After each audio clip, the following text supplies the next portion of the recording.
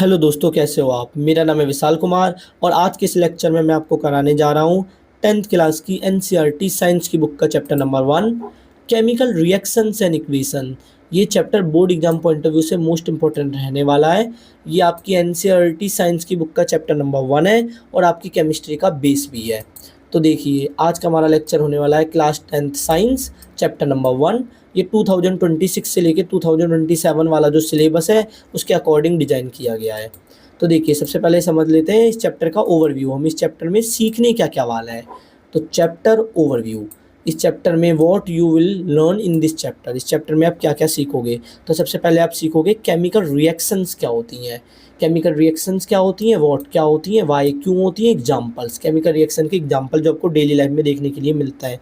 लोहे पे जंग लगना, खाना पचना, खाना बनना, राख का बन जाना, तब आप कोई चीज़ जलाते हो। फिर आप सीखने वाले हो केमिकल इक्वेशंस क्या है।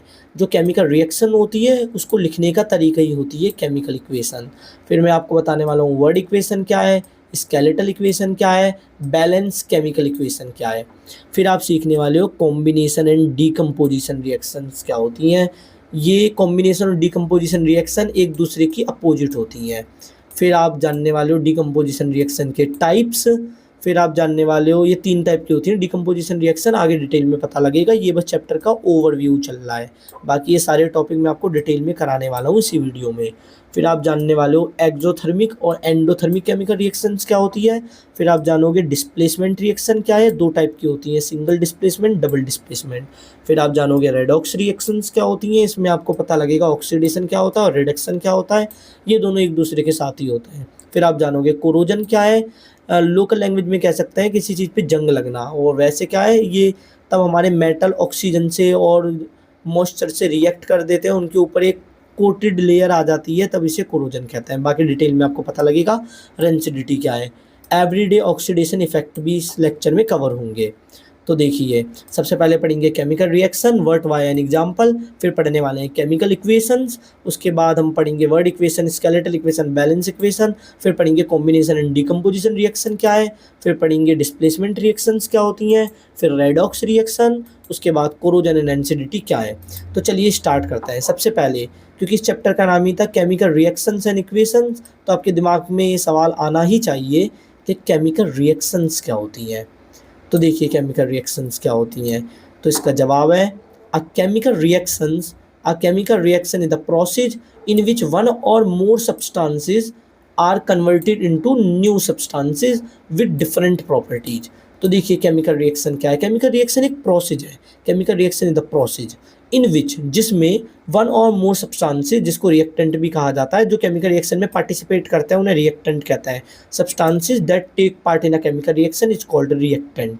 तो केमिकल रिएक्शन क्या है, ये एक प्रोसेस है जिसमें एक या एक से ज़्यादा सब्सटेंसेस मिलके कन्वर्ट हो जाता है न्यू सब्सटेंसेस में। जो नया सब्सटेंस बनता है उसको प्रोडक्ट कहा जाता है। और आपको कैसे पता लगेगा कि कोई नया सब्सटेंस बन गया, उसकी डिफरेंट प्रॉपर्टीज होंगी, उसका टेक्सचर, उसकी स्मेल, उसका टेस्ट, ये सब डिफरेंट होगा। तो देखिए, एवरीडे एग्जांपल देखिए, एवरीडे एग्जांपल है दूध का खट्टा हो जाना, ये केमिकल रिएक्शन है। लोहे की कील में जंग लग जाना था, उसे खुली हवा में छोड़ा जाता है, ये केमिकल रिएक्शन है। एक थिन कोटेड लेयर लग जाती है आयरन नेल पर, तो ये कुछ नया बना है, केमिकल रिएक्शन है। उसके बाद अंगूर का वाइन में बदल जाना, ये भी एक केमिकल रिएक्शन है। या नीचे देखिए, मैग्नीशियम रिबन को अगर आप जलाओगे, मैग्नीशियम को जलाओगे तो उसे ऑक्सीजन मिलेगा, तो मैग्नीशियम और ऑक्सीजन की रिएक्शन होगी, ये केमिकल रिएक्शंस है। और आपको मिलेगा मैग्नीशियम रिबन का पाउडर, मैग्नीशियम ऑक्साइड। तो यहाँ पर भी कुछ नया बना है। ये जो प्रोसेस होता है, ये जो केमिकल रिएक्शन एक प्रोसेस होता है, ये इनरिवर्सिबल होता है। अगर आपने एक बार इस प्रोसेस को कर दिया तो इसे रिवर्स नहीं किया जा सकता, जनरली तो ऐसा कहा ही जा सकता है। तो लिखा है in new substances with different properties are formed. तो जिस प्रोसेस में नए सब्सटेंस बने नई प्रॉपर्टी के साथ, डिफरेंट प्रॉपर्टी के साथ, उस रिएक्शन को कहा जाता है, उस प्रोसेस को कहा जाता है केमिकल रिएक्शंस। इसके मैंने आपको एग्जांपल दिए। देखिए, की पॉइंट क्या है, the nature and identity of the original substances change. जो ओरिजिनल सब्सटेंस होता है उसके जो नेचर होता है, उसकी जो आइडेंटिटी होती है, जिसकी वजह से आप उसे जानते हो, उसे पहचानते हो, वो बदल जाती है केमिकल रिएक्शंस के अंदर। तो एक बार फिर से केमिकल रिएक्शन क्या है, ये एक प्रोसेस है जिसमें एक या एक से ज़्यादा सब्सटेंस मिलके नए सब्सटेंस में बदल जाता है। और वो नया सब्सटेंस बन गया आपको कैसे पता लगेगा, क्योंकि उसकी डिफरेंट प्रॉपर्टी होगी। टेक्सचर अलग हो सकता है, कलर अलग हो सकता है, स्मेल अलग हो सकती है, टेस्ट अलग हो सकता है। मैंने कुछ आपको एग्जांपल दिए, दूध का खट्टा हो जाना, लोहे में जंग लगना, लोहे की कील में, अंगूर का वाइन में बदलना, तब अंगूरों को बहुत ज़्यादा मीठा होने के लिए छोड़ दिया जाता है, तब उस पे फंगस अटैक कर देता है, फंगस उस शुगर को खा के अल्कोहल बनाता है, जिसकी वजह से अंगूर वाइन में कन्वर्ट हो जाता है। तो ये भी एक केमिकल रिएक्शन है। अब देखिए, अब हम देखने वाले हैं everyday example of chemical reaction. कुछ और एग्जांपल, जैसे पहला है दूध का खट्टा हो जाना। ये एक बैक्टीरिया के कारण होता है, आपने सुना होगा लैक्टोबैसिलस, जो दूध में जो लैक्टोज प्रेजेंट होता है उसको लैक्टिक एसिड में बदल देता है। दूसरी केमिकल रिएक्शन का एग्जांपल है जो डेली लाइफ में everyday example of chemical reactions, जो एवरीडे लाइफ में आपको केमिकल रिएक्शन होती हुई मिलती है। तो पहला तो है दूध का खट्टा हो जाना, दूसरा देखिए दूध दही में बदल जाता है, दूसरा है आयरन रस्टिंग, लोहे में जंग लग जाना, तब लोहे की कील को खुले में छोड़ दिया जाता है, लोहे के किसी भी पीस को खुले में छोड़ दिया जाता है तो ऑक्सीजन से रिएक्ट करता है, मॉइस्चर से रिएक्ट करता है। मॉइस्चर क्या है, वाटर पार्टिकल जो एयर में रहते हैं, और वो क्या बना लेता है, रस्ट बना लेता है, आयरन रस्ट बना लेता है, जंग बना लेता है। तो ये भी एक केमिकल रिएक्शन है, कोई नया सब्सटेंस बनाए जिसकी न्यू प्रॉपर्टीज है, डिफरेंट प्रॉपर्टीज है। फिर है फर्मेंटेशन। फर्मेंटेशन क्या है, अंगूर से वाइन का बदलना, अंगूर वाइन में कन्वर्ट हो जाता है, ये भी एक केमिकल रिएक्शन है। अंगूर तब काफ़ी पक जाता है तो उस पर फंगस अटैक कर देता है, फंगस शुगर को खा के वाइन अल्कोहल रिलीज करता है, जिससे वो अंगूर वाइन में कन्वर्ट हो जाता है। तो देखिए और केमिकल रिएक्शन की एग्जांपल देखते हैं। फिर है खाने का पकना, तब खाना बनता है तो भी एक केमिकल रिएक्शन हुई है, केमिकल रिएक्शन हुई है, एक नया सब्सटेंस बना है और इस सब्सटेंस की प्रॉपर्टी, टेक्सचर, स्मेल, टेस्ट अलग होगा। देखिए हीट कॉज इनरिवर्सिबल केमिकल चेंज, क्योंकि आपने खाना पकाने के लिए हीट दी है जिसके कारण अब ये चेन इनरिवर्सिबल हो गया, मतलब आप दोबारा उस खाने से हीट निकाल के उसे दोबारा वैसा नहीं कर सकते जिन रॉ मटेरियल से वो खाना बनाया गया था। और कुछ डेली लाइफ एग्जांपल देखते हैं। उसके बाद डेली लाइफ हमारा एग्जांपल है डाइजेशन, जो आप खाना खाते हो वो डाइजेशन पचता है और वेस्ट मटेरियल में कन्वर्ट हो जाता है, तो यहाँ पर भी कुछ नया बना है। देखिए enzyme break food into simpler compound, जब खाना खाते हो वो कंपाउंड कॉम्प्लेक्स कंपाउंड होता है और जो एंजाइम होते हैं वो उसे तोड़ के सिंपलर कंपाउंड में बदल देते हैं, जिससे हमारी बॉडी आसानी से डाइजेस्ट कर पाए। तो जो डाइजेशन है ये भी एक केमिकल रिएक्शन है, क्योंकि डाइजेशन में कुछ न्यू सब्सटेंस बनते हैं जिनकी डिफरेंट प्रॉपर्टीज होती है। उसके बाद रेस्पिरेशन, तब आप सांस लेते हो तो आप इनहेल क्या करते हो, ऑक्सीजन, और एक्सहेल क्या करते हो, CO2।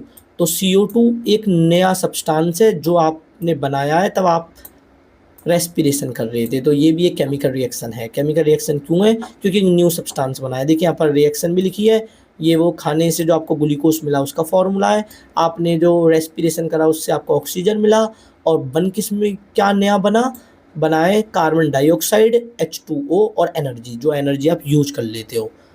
कार्बन डाइऑक्साइड आप रिलीज कर देते हो एयर में और वाटर भी आप रिलीज कर देते हो अपनी बॉडी से बाहर, एनर्जी आप यूज कर लेते हो। तो इन सारे ही 6 एग्जाम्पल्स में आपने देखा कि केमिकल रिएक्शन हो रही है, क्यों, क्योंकि कुछ नया बन रहा है। यहाँ पर दूध का खट्टा होना, टेस्ट अलग आ गया, जंग लग जाना कुछ नया बन रहा है, अंगूर का वाइन में बदलना कुछ नया है, खाने का पकना कुछ नया है क्योंकि टेक्सचर अलग है, स्मेल अलग है, टेस्ट अलग है।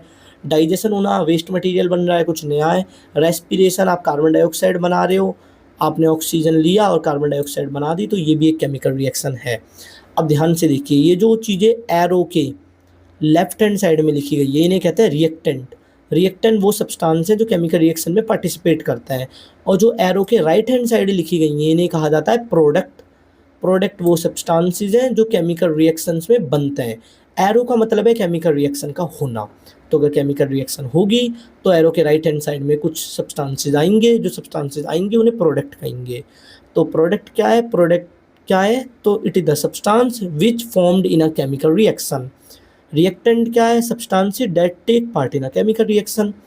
अब देखिए हम आगे बढ़ते हैं, तो आपको डेली लाइफ के एग्जाम्पल पता लग गए कि डेली लाइफ में क्या क्या एग्जाम्पल है केमिकल रिएक्शन होने के। अब देखिए 5 sign of a chemical reaction, आपको ये कब पता लगे कि केमिकल रिएक्शन हो गई, इसके 5 साइन। पहला है चेंज इन स्टेट, अगर स्टेट में चेंज हो जाए तो केमिकल रिएक्शन हुई है।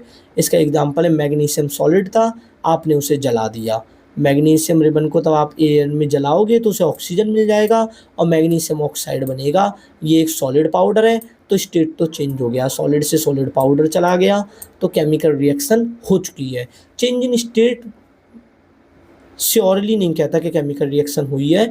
जैसे पानी वेपर में कन्वर्ट हो गया, इसमें केमिकल रिएक्शन नहीं हुई, कुछ नया नहीं बना।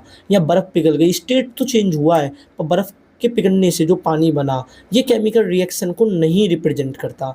तो इसीलिए जो पहला वाला पॉइंट है चेंज इन स्टेट, ये पूरी तरह में श्योरिटी नहीं देता कि केमिकल रिएक्शन हो चुकी है या नहीं हो चुकी। पर ये भी एक एग्जाम्पल है केमिकल रिएक्शंस के होने का, ये भी एक एविडेंस है कि केमिकल रिएक्शन हो चुकी है। इसका एग्जाम्पल एक और आप ले सकते हो, वैक्स। अगर आप वैक्स को हीट करो, अगर आप मोम को हीट करो, वैक्स को हीट करो, तो आपको क्या मिलेगा? तो आप इसको हीट करते हो, आपको मिलेगी लाइट आपको मिलेगी हीट। तब आप वैक्स को हीट करोगे तो आपको लाइट मिलेगी प्लस हीट मिलेगी, तो कुछ चीज़ें नई बन रही हैं। साथ में आपको वैक्स मिलेगी मेल्टेड फॉर्म में। तो देखिए, जो आपने ली थी वैक्स वो सॉलिड फॉर्म थी, और अब जो आपको वैक्स मिली है वो मेल्टेड फॉर्म में मिली है। तो ये भी एक केमिकल रिएक्शंस है। क्यों? क्योंकि यहाँ पर एग्जांपल दिया गया है चेंज इन स्टेट का। अगर आप एक एक वैक्स को जलाते हो तो आपको लाइट मिलेगी, हीट मिलेगी और पिघली हुई वैक्स मिलेगी, मेल्टेड वैक्स मिलेगी। तो क्योंकि चेंज इन स्टेट हुआ है, तो ये जो पॉइंट है चेंज इन स्टेट, ये यहाँ पर केमिकल रिएक्शन हो चुकी है, इस बात का एविडेंस है। तो जो 5 साइन है केमिकल रिएक्शन होने के, इसमें चेंज इन स्टेट उतना ज़्यादा भी रिलायबल नहीं है बाकी 4 पॉइंटों के कंपैरिजन में। तो देखिए, हमारा दूसरा पॉइंट होने वाला है चेंज इन कलर। इसका एग्जांपल है ग्रीन फेरस सल्फेट। अगर आप ग्रीन फेरस सल्फेट लो, रेडिश ब्राउन ऑन हीटिंग, अगर आप ग्रीन फेरस सल्फेट लेते हो, उसे गर्म करते हो, तो वो रेडिश ब्राउन कलर का हो जाता है। क्योंकि ये रेडिश ब्राउन कलर का हो गया, कलर चेंज हो गया, तो ये भी एक केमिकल रिएक्शन हुई है। इसका एक और एग्जांपल है, अगर आप कॉपर सल्फेट लेते हो, कॉपर सल्फेट एक्वस सॉल्यूशन लेते हो और इसके अंदर आप लोहे की कील डाल देते हो। लोहे की कील डालने का मतलब है आपने आयरन डाल दिया। तो आयरन डालने के बाद कुछ टाइम बाद, आप 15 से 20 मिनट बाद देखोगे कि उस सॉल्यूशन का कलर चेंज हो रहा है। क्यों? क्योंकि वो बन जाएगा फेरस सल्फेट जो ग्रीन होता है, और कॉपर सल्फेट का कलर क्या होता है? ब्लू। तो ब्लू कलर था और आपने उसे ग्रीन कलर में बदल दिया लोहे की कील डालने के कारण, आयरन नेल डालने के कारण। तो ये भी एक एविडेंस है केमिकल रिएक्शन होने का। एविडेंस क्या है? कि अगर कलर चेंज हो जाएगा, सॉल्यूशन का कलर चेंज हो गया, इसका मतलब भी यही है कि केमिकल रिएक्शन हुई है। तो अभी तक आपने कितने एग्जाम्पल देखे? 2 एग्जाम्पल। पहला चेंज इन स्टेट का, कि अगर चेंज इन स्टेट हो रही है तो भी केमिकल रिएक्शन हुई है। चेंज इन कलर का, अगर कलर में चेंज आ रहा है तो भी केमिकल रिएक्शन हुई है। अब देखिए इवोल्यूशन ऑफ गैस का, अगर 2 चीज़ें मिक्स करी जाती हैं, उससे कोई गैस निकल जाती है तो केमिकल रिएक्शन हुई है। जैसे जिंक के ऊपर अगर आप सल्फ्यूरिक एसिड डालते हो तो हाइड्रोजन गैस के बबल्स, हाइड्रोजन गैस निकलेगी तो कुछ नया बना, पहले तो हमारे पास हाइड्रोजन गैस नहीं थी। तो ये भी एविडेंस है केमिकल रिएक्शन होने का, कि केमिकल रिएक्शन हुई है अगर कोई गैस वगैरह बाहर निकले, इवोल्यूशन ऑफ गैस। फिर है चेंज इन टेम्परेचर, अगर टेम्परेचर में चेंज आ जाए, आप जो सिस्टम पे एक्टिविटी कर रहे हो, एक्सपेरिमेंट कर रहे हो, अगर उसके टेम्परेचर में चेंज आ जाए, इसका मतलब भी यही है कि केमिकल रिएक्शन हुई है। इसका एग्जांपल है कैल्शियम ऑक्साइड। कैल्शियम ऑक्साइड क्या होता है? दीवारों पे वाइट वॉशिंग करने के लिए सफ़ेद पुट्टी लाई जाती है, जिसको कैल्शियम ऑक्साइड कहते हैं।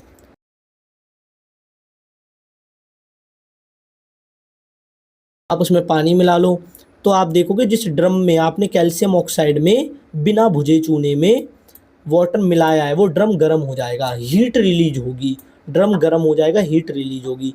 तो चेंज इन टेम्परेचर बढ़ गया, तो ये भी एविडेंस है कि केमिकल रिएक्शन हुई है। फिर है फॉर्मेशन ऑफ प्रेसिपिटेट। प्रेसिपिटेट क्या है? एक ऐसा सब्सटेंस होता है जो पानी में इनसॉल्यूबल होता है। मतलब आपने 2 लिक्विडों को मिलाया, जिस लिक्विड में कोई भी सब्सटेंस इनसॉल्यूबल नहीं था, और मिलाने के कारण कोई ऐसा सब्सटेंस बन गया जो पानी में और ज़्यादा नहीं घुलना, वो जो आपका कंटेनर था उसके बेस पे जमा हो गया है। तो ऐसे सब्सटेंसेस को कहते हैं प्रेसिपिटेट। प्रेसिपिटेट अगर बन जाए तो भी समझ जाना कि केमिकल रिएक्शन हुई है। ये सारी चीज़ों के एग्जाम्पल हम डिटेल में देखने वाले हैं आगे चल के। तो अभी तक आपको क्या पता लगा? 5 साइंस ऑफ केमिकल रिएक्शन के 5 साइन आपने देखे कि केमिकल रिएक्शन हुई है, हमें कैसे पता लगेगा। पहला, चेंज इन स्टेट, पर ये इतना ज़्यादा रिलायबल नहीं है क्योंकि केमिकल रिएक्शन नहीं होती तभी भी स्टेट चेंज हो सकता है। Change in colour, evolution of gas, change in temperature और फॉर्मेशन ऑफ प्रेसिपिटेट। अगर इनमें से कोई भी एक्टिविटी आपको दिखती है या एक से ज़्यादा भी दिखती है तो भी केमिकल रिएक्शन हुई है। पहली वाली उतनी ज़्यादा रिलायबल नहीं है।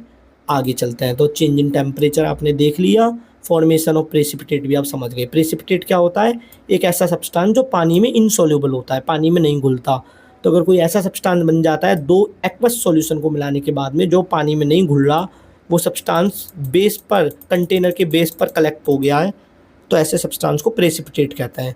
ये देखिए एक रिएक्शन भी दी गई है। अगर आप लेड नाइट्रेट को पोटेशियम आयोडाइड के साथ रिएक्ट कराओ तो एक प्रेसिपिटेट बनके तैयार होता है जिसका नाम है लेड आयोडाइड और ये येलो कलर का होता है। आगे बढ़ते हैं। तो देखिए अब हम देखने वाले हैं वर्ड इक्वेशन क्या होती है। Using name of the substance to describe a reaction. अगर आप एक रिएक्शन को सब्सटेंस के नेम को लिख के डिस्क्राइब करो तो उसे वर्ड इक्वेशन कहता है। जैसे देखिए यहाँ पर लिखा है मैग्नीशियम प्लस ऑक्सीजन अगर ऐड होंगे, केमिकल रिएक्शन होगी तो क्या बनेगा? Magnesium oxide. तो यहाँ पर जो रिएक्शन हुई थी आपने उसको वर्ड में एक्सप्रेस करा है। रिएक्शन में जो जो सब्सटेंसेस यूज हुए थे जिन्हें रिएक्टेंट कहते हैं, जो एरो के लेफ्ट हैंड साइड में लिखे जाता है, आपने उनके नाम लिखे हैं। और जो प्रोडक्ट बना था जो एरो के राइट हैंड साइड में लिखा जाता है, आपने उसके भी लिए वर्ड लिखा है, तो इसीलिए इसको कहा जाता है वर्ड इक्वेशन। वर्ड इक्वेशन क्या है? When substances symbolise by their name.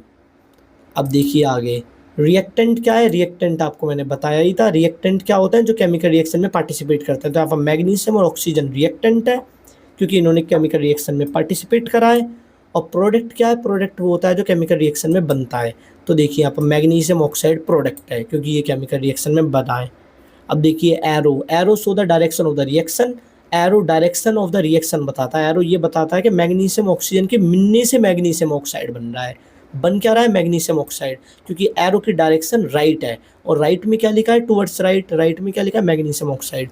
तो एरो आपको ये बताता है कि केमिकल रिएक्शन की डायरेक्शन किस तरफ है, कि क्या बन रहा है।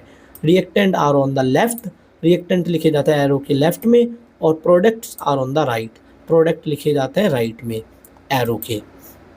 तो देखिए आगे हम करते हैं। अब दो तरह की केमिकल रिएक्शन होती हैं, स्केलेटल और बैलेंस केमिकल रिएक्शन। तो पहले समझते हैं स्केलेटल। स्केलेटल का दूसरा नाम आप ये भी रख सकते हो अनबैलेंस केमिकल इक्वेशन। तो अनबैलेंस केमिकल इक्वेशंस और बैलेंस केमिकल इक्वेशन क्या है? शॉर्ट में हम बैलेंस इक्वेशन भी कह देते हैं क्योंकि हम यहाँ पर केमिस्ट्री पढ़ रहे हैं तो केमिकल तो बाय डिफ़ॉल्ट है ही है। तो पहले देखते हैं स्केलेटल केमिकल इक्वेशन। ये नॉट बैलेंस इक्वेशन है, अनबैलेंस इक्वेशन है। तो देखिए मैग्नीशियम था, आपके पास मैग्नीशियम रिबन थी तो वहाँ से आपको मैग्नीशियम मिल गया। ऑक्सीजन कहाँ से मिला? एयर से। हवा एक एक्टिविटी आप करते हो जिसमें आप मैग्नीशियम रिबन को जलाते हो हवा में, तो हवा से उसे ऑक्सीजन मिल गया। जलने के लिए ऑक्सीजन तो चाहिए ही, फिर बनेगा मैग्नीशियम ऑक्साइड। अब ध्यान से देखिए, एक तरफ एरो का लेफ्ट हैंड साइड देखिए, एक तरफ एरो का राइट हैंड साइड देखिए। तो लेफ्ट हैंड साइड में देखिए मैग्नीशियम कितनी बार है? एक बार। राइट हैंड साइड में भी मैग्नीशियम एक बार है। लेफ्ट हैंड साइड में ऑक्सीजन कितनी बार है? दो बार। और राइट हैंड साइड में ऑक्सीजन है एक बार। तो ये प्रॉब्लम है। मैग्नीशियम कोई प्रॉब्लम नहीं दे रहा, पर ऑक्सीजन प्रॉब्लम दे रहा है। क्यों? क्योंकि राइट हैंड साइड अगर ऑक्सीजन ज़्यादा होगा तो राइट हैंड साइड का मास बढ़ जाएगा, पर यहाँ पर लेफ्ट हैंड साइड ऑक्सीजन ज़्यादा है, इसका मतलब लेफ्ट हैंड साइड का मास बढ़ा पड़ा है। और राइट हैंड साइड में ऑक्सीजन कम है तो राइट हैंड साइड का मास कम है। इसका मतलब केमिकल रिएक्शन में मास डिस्ट्रॉय हुआ है, जो कि हो नहीं सकता। अभी मैं आगे बताऊंगा क्यों। तो देखिए मैग्नीशियम तो दोनों साइड बराबर है। मैग्नीशियम का वेट कितना होता है? 24U, 24 atomic mass unit, short में यू लिखते हैं, वैसे इसका पूरा नाम है AMU, atomic mass unit. Magnesium का हो गया 24। एक ऑक्सीजन का मास कितना होता है? 16। तो दो ऑक्सीजन का कितना हो जाएगा? 16 + 16 32। तो दो ऑक्सीजन का एटॉमिक मास हो जाएगा 32U। ये सारी चीज़ें यू में। और अगर आप लेफ्ट हैंड साइड का टोटल मोलिकुलर मास निकालो तो क्या आने वाला है? वो 56। 56 unified AMU atomic mass unit. अब देखिए राइट हैंड साइड में कितना है, एक बार है मैग्नीशियम तो इसका हो गया 24 और एक ऑक्सीजन तो इसका हो गया 16, और अगर आप 24 और 16 को ऐड करोगे तो ये आएगा 40। इसका मतलब केमिकल रिएक्शन में मास डिस्ट्रॉय हुआ है, जो कि हो नहीं सकता क्योंकि हमने कंजर्वेशन ऑफ मास पढ़ाई है। तो देखिए element magnesium, magnesium left hand side में एक है, राइट हैंड साइड में भी एक है, ठीक है दोनों बराबर हैं। अब देखिए element oxygen, element oxygen right hand side में एक है पर लेफ्ट हैंड साइड में दो है। इसका ये प्रॉब्लम है क्योंकि एक ऑक्सीजन एटम कहाँ चला गया, oxygen atoms does not balance, 2 on left side 1 on right side. अब देखिए बैलेंस इक्वेशन क्या होती है, बैलेंस इक्वेशन ऐसी इक्वेशन है जिसमें हर एटम लेफ्ट हैंड साइड और राइट हैंड साइड बराबर क्वांटिटी में होता है। हर एटम जितना रिएक्टेंट में, सारे रिएक्टेंट का मिला के उतनी ही प्रोडक्ट में होगा। यहाँ पर देखिए मैग्नीशियम कितने हैं 2, ऑक्सीजन कितने हैं 2। यहाँ पर मैग्नीशियम ऑक्साइड के पार्टिकल्स मतलब एटम कितने बने हैं, मैग्नीशियम ऑक्साइड के एटम कहना अच्छा नहीं रहेगा, पार्टिकल्स कितने बने हैं मैग्नीशियम ऑक्साइड के 2। इस आगे वाले 2 का मतलब है कि मैग्नीशियम ऑक्साइड 2 बार है, एक बार मैग्नीशियम ऑक्साइड, एक और बार मैग्नीशियम ऑक्साइड। तो देखिए अब अगर आप राइट हैंड साइड देखो तो राइट हैंड साइड भी मैग्नीशियम कितने हैं 2 और ऑक्सीजन कितने हैं 2। इसका मतलब ये बैलेंस केमिकल इक्वेशन है या शॉर्ट में बैलेंस इक्वेशन है। देखिए मैग्नीशियम लेफ्ट हैंड साइड में कितने हैं 2, राइट हैंड साइड में भी 2 इक्वल है, ऑक्सीजन लेफ्ट हैंड साइड में कितने हैं 2 और राइट हैंड साइड में भी 2, ये भी इक्वल है। ओनली चेंज कोफिशिएंट, आप सिर्फ कोफिशिएंट को चेंज कर सकते हो जो आगे लिखे जाते हैं कंपाउंड से। नंबर्स बिफोर फॉर्मूले नेवर चेंज सब्सक्रिप्ट, जो नीचे जो नंबर लिखे गए उन्हें चेंज नहीं कर सकते बैलेंस के लिए, क्योंकि फिर कुछ और ही कंपाउंड हो जाएगा। तो आपको इस स्लाइड में पता लगा कि केमिकल इक्वेशन को लिखने का तरीका होता है, केमिकल रिएक्शन को लिखने का तरीका होता है केमिकल इक्वेशन। और केमिकल इक्वेशन 2 तरह की होती हैं, स्केलेटल केमिकल इक्वेशन और balance chemical equation. Skeletal chemical equation क्या है, जिसमें कम से कम एक एटम रिएक्टेंट और प्रोडक्ट में बराबर क्वांटिटी में ना हो। और बैलेंस केमिकल रिएक्शन क्या है, जिसमें हर एटम रिएक्टेंट साइड और प्रोडक्ट साइड में बराबर क्वांटिटी में हो। तो चलिए आगे स्टार्ट करते हैं। यहाँ तक मैं उम्मीद करता हूँ आपको समझ में आया होगा।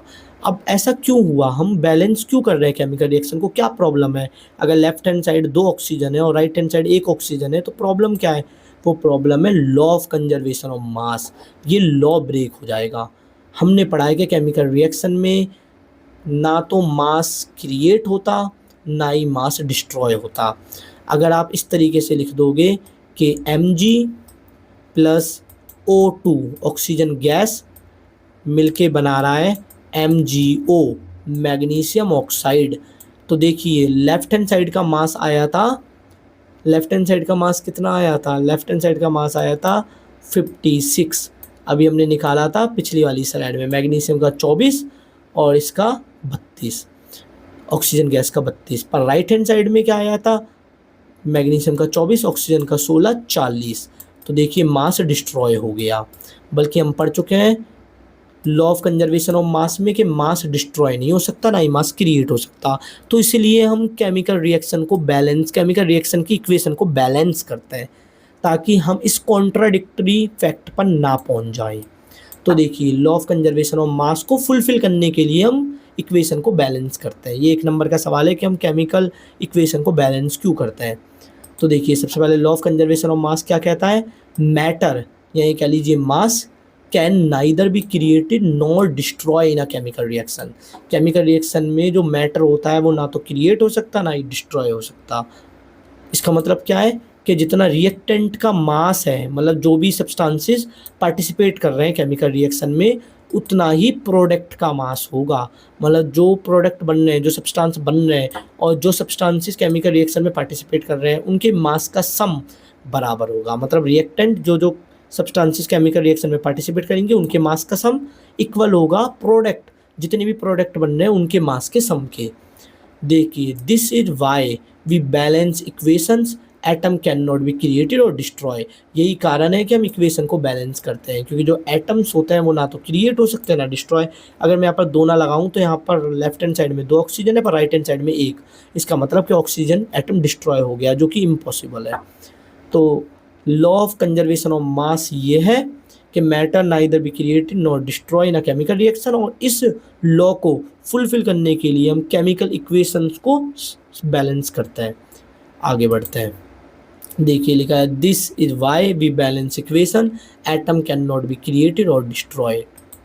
तो देखिए अब हमारा टॉपिक है कि हम केमिकल रिएक्शन को बैलेंस करेंगे कैसे, केमिकल इक्वेशन को कैसे बैलेंस करेंगे। तो देखिए ये आपके सामने एक केमिकल इक्वेशन दी गई है। ये इक्वेशन क्या है, लोहा है, लोहे को मॉइस्चर मिला, मॉइस्चर मतलब H2O पानी मिला, और इससे बन गया है जंग का फॉर्मूला है, जंग है फेरिक ऑक्साइड और हाइड्रोजन गैस निकली। तो अब देखिए स्टार्ट कैसे करोगे आप, ध्यान से देखिए कि आयरन 1 है लेफ्ट हैंड साइड में, राइट हैंड साइड में आयरन 3 है। तो पहली प्रॉब्लम तो यही है। उसके बाद बाकी भी चीज़ को कंपेयर कर सकते हैं, जैसे देखिए काउंट कीजिए फेरस आयरन, जिसका एक्चुअल नाम फेरस है, लेफ्ट हैंड साइड में कितने हैं 1 और राइट हैंड साइड में 3, दोनों बराबर नहीं है। अब देखिए हाइड्रोजन को, हाइड्रोजन लेफ्ट हैंड साइड में कितने हैं 2 और राइट हैंड साइड में भी 2, हाइड्रोजन बराबर है। फिर देखिए oxygen, oxygen left hand side में कितने 1 और राइट हैंड साइड में 4, तो ऑक्सीजन को भी फिक्स करना पड़ेगा, ऑक्सीजन भी बराबर नहीं है। तो फेरस और ऑक्सीजन को हमें बराबर करना है दोनों ही साइड में, लेफ्ट हैंड साइड जहाँ पर रिएक्टेंट है, राइट हैंड साइड जहाँ पर प्रोडक्ट है, क्योंकि ऐसा नहीं करेंगे इसका मतलब मास बदल जाएगा, और मास बदलने का मतलब है मास डिस्ट्रॉय हुआ है, क्रिएट हुआ है, जो हो नहीं सकता। तो देखिए कैसे करेंगे, सबसे पहले हम बैलेंस करेंगे ऑक्सीजन को, क्यों, क्योंकि ऑक्सीजन ज़्यादा क्वांटिटी में है, तो सबसे पहले वही हमें एटम चुनना है जो ज़्यादा क्वांटिटी में हो। तो देखिए ऑक्सीजन राइट हैंड साइड में कितने थे, राइट हैंड साइड में ऑक्सीजन 4 थे।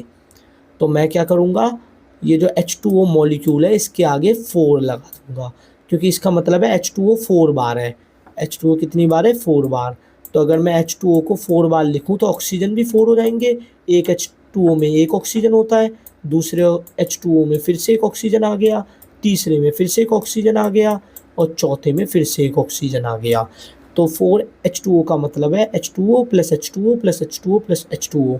तो अगर मैं रिएक्टेंट साइड में, राइट हैंड साइड में 4 लगा दूँ तो ऑक्सीजन तो बैलेंस हो गए। अब आगे देखते हैं, ऑक्सीजन बैलेंस होने के बाद हमारा नेक्स्ट स्टेप रहेगा हाइड्रोजन। ऑक्सीजन तो बैलेंस कर दिया, दिक्कत किस में थी, दिक्कत थी ऑक्सीजन में और फेरस में। पर जैसे ही आपने ऑक्सीजन बैलेंस करा, हाइड्रोजन बदल गया, क्योंकि पहले हाइड्रोजन दोनों साइड बराबर थे, इधर भी 2 थे लेफ्ट हैंड साइड में, राइट हैंड साइड में भी 2 थे। पर अब देखिए जैसे ही आपने 4 लगाया, 4 लगाया वाटर मॉलिक्यूल के आगे, हाइड्रोजन चेंज हो गए, हाइड्रोजन अब रिएक्टेंट साइड में 8 है। तो देखिए अब बैलेंस करेंगे हाइड्रोजन को। हाइड्रोजन को कैसे बैलेंस करेंगे, देखिए राइट हैंड साइड में हाइड्रोजन कितने थे 2, और लेफ्ट हैंड साइड में तब हमने आगे 4 लगाया तब कितने हो गए 8। तो मैंने राइट हैंड साइड में जो H2 था उसके भी आगे 4 लगा दिया ताकि हाइड्रोजन बैलेंस हो जाए। ऐसा करने से हाइड्रोजन भी बैलेंस हो गए।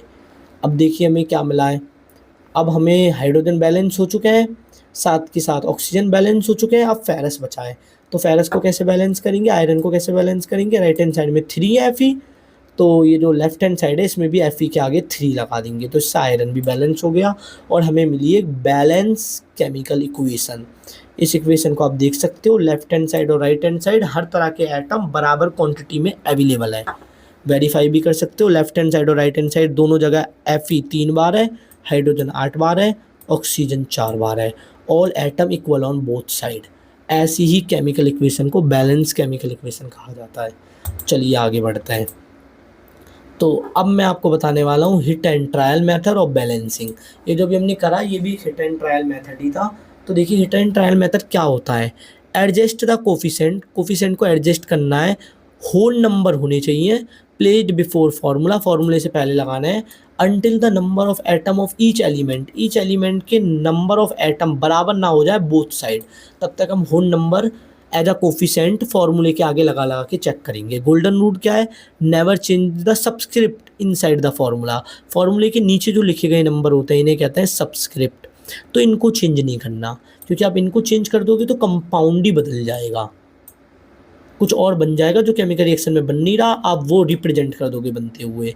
देखिए क्या लिखा है, रॉन्ग, चेंज द सब्सटेंस। यहाँ पर आपने सब्सटेंस को चेंज कर दिया, ये H2O था, यहाँ पर आपने हाइड्रोजन परऑक्साइड बना दिया। देखिए सब्सक्रिप्ट चेंज, H2O वाटर था और यहाँ पर क्या बन गया है, हाइड्रोजन परऑक्साइड। ये एक कम्प्लीटली डिफरेंट कंपाउंड है। तो आप ये नहीं कह सकते कि आप हाइड्रोजन को मैच करने के लिए, ऑक्सीजन को मैच करने के लिए सब्सक्रिप्ट वाले नंबर चेंज करोगे, सब्सक्रिप्ट वाले नंबर चेंज नहीं होंगे। तो सही तरीका क्या है, करेक्ट तरीका क्या है, कोफिशिएंट को चेंज करने के लिए जो फॉर्मूला है उसके आगे आप एक न्यूमेरिकली होल नंबर रख सकते हो। देखिए coefficient two mean 2 molecule of water, the formula H2O remain unchanged, water is still water. अभी भी पानी का पानी है, आगे 2 रखने से बस इतना पता लगा है कि H2O के 2 मॉलिक्यूल हैं आपके पास, वाटर मॉलिक्यूल 2 हैं। तो चलिए अब आगे देखते हैं। यहाँ पर आपको कोई डाउट है तो आप कमेंट सेक्शन में लिख सकते हो, मैं नेक्स्ट वीडियो में उसे कवर अप कर दूँगा, आपका वो डाउट क्लियर कर दूँगा। अब हम इसमें पढ़ने वाले हैं कि फिजिकल स्टेट के सिंबल क्या होते हैं। केमिकल रिएक्शन अपने आप में काफ़ी इंटरेस्टिंग टॉपिक है। फिर आपने सीखा कि केमिकल रिएक्शन को लिखने का तरीका होता है केमिकल इक्वेशन। कई बार हमें केमिकल इक्वेशन में कुछ एक्स्ट्रा इन्फॉर्मेशन ऐड करनी पड़ती है जिससे वो केमिकल रिएक्शन हो पाए ढंग से।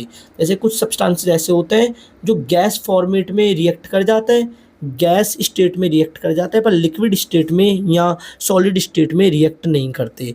तो हमें स्टेट भी बतानी ज़रूरी है। जैसे हमने जो पहला एग्जाम्पल देखा था, ये देखिए आयरन फेरस H2O और ये बन गया ferric oxide plus H2O, hydrogen gas release हो गई, H2 रिलीज हो गई। तो देखिए यहाँ पर ये जो साथ में लिखा है S, इससे हमें पता लग रहा है जो हमने फेरस लिया है, जो हमने आयरन लिया है, वो क्या है, सॉलिड स्टेट में। देखिए S सिंबल का मतलब है सॉलिड। तो अगर मैं Fe ब्रैकेट में S लिखता हूँ, इसका मतलब फेरस जो केमिकल रिएक्शन में यूज हुआ है वो सॉलिड स्टेट में हुआ है। NaCl S लिखता हूँ, इसका मतलब जो नमक यूज कर रहे हैं हम केमिकल रिएक्शन को करवाने के लिए वो सॉलिड स्टेट में यूज कर रहे हैं। Directly written in the equation, ये जो सिंबल है इक्वेशन में डायरेक्टली लिखे जाते हैं। फिर L सिंबल का मतलब है लिक्विड। जैसे ये जो केमिकल रिएक्शन हुई थी इसमें जो वाटर यूज हुआ है वो लिक्विड में यूज नहीं हुआ, गैस में हुआ है। ये इसीलिए सिंबल ज़रूरी हो जाते हैं कि हमें जो रिएक्टेंट है वो किस स्टेट में लेना है केमिकल रिएक्शन करवाने के लिए। तो अगर किसी इक्वेशन में पानी यूज किया गया है एज अ लिक्विड तो ब्रैकेट में हमें L लिखना पड़ेगा। गैस के लिए सिंबल है G। जैसे ऑक्सीजन गैस तो हमने G लिखा है, हाइड्रोजन गैस हमने इनकी लिक्विड फॉर्म नहीं ली, लिक्विफाइड प्रेशराइज फॉर्म नहीं ली, हमने गैस फॉर्म में लिया है। तो G डिनोट करता है गैसियस स्टेट को, L डिनोट करता है प्योर लिक्विड सब्सटेंस को और S डिनोट करता है सॉलिड को। उसके बाद AQ का मतलब है एक्वस सॉल्यूशन। जैसे अगर मैं केमिकल रिएक्शन में NaCl लेता हूँ जो पानी में घुला पड़ा है, ना कि सॉलिड है, पानी में घुला पड़ा है, तो NaCl के ब्रैकेट में लिख देंगे AQ मतलब एक्वस, डिजॉल्व इन वाटर। जो चीज़ पानी में पहले से ही डिजॉल्व होती है उनकी स्टेट को लिखने का तरीका है एक्वस। देखिए रिएक्शन कंडीशन, हीट के लिए हम ये सिंबल यूज करते हैं। अगर ये सिंबल बना हुआ है एरो के ऊपर तो इसका मतलब हमने रिएक्टेंट को हीट दी है। कैटलिस्ट यूज करते हैं, कैटलिस्ट क्या है, जो केमिकल रिएक्शन को फास्ट करा देते हैं, ऐसे सब्सटेंसेस, ऐसे एलिमेंट। लाइट अगर यूज करिए तो हम एरो के ऊपर लाइट लिख सकते हैं। प्रेशर, अगर कोई केमिकल रिएक्शन किसी स्पेसिफिक प्रेशर रेंज में ही होती हैं तो हम उस एरो के ऊपर उस प्रेशर रेंज को भी लिख सकते हैं, जैसे 2 atm या 3 atm। इस काम को लिखने से आप और ज़्यादा स्पेसिफाई कर देते हो कि प्रोडक्ट बनाने की कंडीशन क्या क्या है। आर रिटन अबव और बिलो द एरो, ये जो चीज़ है हीट, कैटलिस्ट जो केमिकल रिएक्शन को फास्ट कराते हैं, लाइट, प्रेशर, ये एरो के ऊपर या एरो के नीचे लिखे जाते हैं। ये केमिकल रिएक्शन होने की क्या कंडीशन है उसको और ज़्यादा क्लैरिफाई करते हैं। आगे बढ़ते हैं तो देखिए अब हम पढ़ने वाले हैं टाइप्स ऑफ केमिकल रिएक्शन के, केमिकल रिएक्शंस कितने टाइप की होती हैं। तो देखिए टाइप्स ऑफ केमिकल रिएक्शन, आपको पता लग ही गया होगा केमिकल रिएक्शन 5 टाइप की होती हैं। सबसे पहली केमिकल रिएक्शन है कॉम्बिनेशन रिएक्शन, इसे हम डिटेल में पढ़ेंगे। कॉम्बिनेशन रिएक्शन क्या होती है, जब 2 या 2 से ज़्यादा सब्सटेंसेस मिलके एक सिंगल प्रोडक्ट बनाए तब इस रिएक्शन को कहा जाता है कॉम्बिनेशन रिएक्शन। उसके बाद इसी की अपोजिट है डीकम्पोजिशन रिएक्शन। डीकम्पोजिशन रिएक्शन क्या है, जब एक सिंगल सब्सटेंस ब्रेक हो और 2 या 2 से ज़्यादा प्रोडक्ट बन जाए तब इसे कहेंगे डीकम्पोजिशन रिएक्शन। आगे इसकी डेफिनेशन भी है। कॉम्बिनेशन रिएक्शन क्या है? It is the chemical reaction in which two or more than two substances combine to form a single product. Decomposition reaction क्या है? It is the chemical reaction in which one complex compound break down into two or more than two simpler compounds। उसके बाद हम पढ़ने वाले हैं displacement reaction. Displacement reaction में एक एलिमेंट दूसरे एलिमेंट को उसके कंपाउंड से डिस्प्लेस करके खुद का कंपाउंड बनाता है। ये ठीक ऐसा है कि किसी ताकतवर आदमी ने किसी और को धक्का दे के हटा दिया क्योंकि उसे उसकी सीट चाहिए थी। फिर हम पढ़ने वाले हैं डबल डिस्प्लेसमेंट के बारे में। डबल डिस्प्लेसमेंट रिएक्शन का मतलब है एक्सचेंज ऑफ आयन। इसमें दो कंपाउंड अपने आयन को एक्सचेंज कर लेते हैं। देखिए, जो बी का पार्टनर था वो सी के पास है और जो सी का पार्टनर था वो ए के पास है। तो ये भी कह सकते हैं कि इन्होंने अपने पार्टनर एक्सचेंज कर लिए। उसके बाद हम पढ़ने वाले हैं रेडॉक्स रिएक्शन के बारे में। रेडॉक्स बनाए रेड, रेड का मतलब रिडक्शन से, और ऑक्स, ऑक्स का पूरा है ऑक्सीडेशन। तो अगर कोई ऐसी केमिकल रिएक्शन है जिसमें ऑक्सीडेशन और रिडक्शन एक साथ होते हैं, जो कि होते ही हैं, तो उस रिएक्शन को कहेंगे रेडॉक्स। तो आपको इतना तो पता लगा होगा कि केमिकल रिएक्शन कितने टाइप की होती है? 5। All chemical reaction fall into one of these 5 categories. तो कोई भी केमिकल रिएक्शन आपने आज तक पढ़ी है या जो आप आगे पढ़ने भी वाले हो, वो इन्हीं 5 कैटेगरी में से एक कैटेगरी में लाई करेगी। आगे डिटेल में बताता हूँ कि कॉम्बिनेशन रिएक्शन क्या है, डिकम्पोजिशन रिएक्शन क्या है, डिस्प्लेसमेंट रिएक्शन क्या है, डबल डिस्प्लेसमेंट रिएक्शन क्या है और रेडॉक्स रिएक्शन क्या है। तो देखिए, सबसे पहले हम पढ़ेंगे फर्स्ट हमारी रिएक्शन टाइप कॉम्बिनेशन रिएक्शन। तो देखिए, यह है डेफिनेशन। अ रिएक्शन, ये एक रिएक्शन है इन which two or more reactant combine to form a single product. ये एक ऐसी रिएक्शन है, रिएक्शन मतलब एक ऐसा प्रोसेस जिसमें कुछ नया बने, नई प्रॉपर्टीज़ के साथ। तो a reaction in which two or more reactant, ये एक रिएक्शन है, मतलब एक प्रोसेस है जिसमें कुछ नया बनेगा। और वो कौन सा प्रोसेस है? जिसमें दो या दो से ज़्यादा रिएक्टेंट, रिएक्टेंट क्या होता है? जो केमिकल रिएक्शन में पार्टिसिपेट करता है। तो दो या दो से ज़्यादा रिएक्टेंट कंबाइन होंगे और एक सिंगल प्रोडक्ट बनाएंगे। ज़रूरी है कि प्रोडक्ट सिंगल होगा। अगर ऐसा हो पाता है तो जो रिएक्शन आप कर रहे हो वो कॉम्बिनेशन रिएक्शन है। एग्जाम्पल देखिए, यह बिना बुझा चूना, कैल्शियम ऑक्साइड। दीवारों पे सफ़ेदी करने के लिए पुट्टी लाई जाती है, वही है।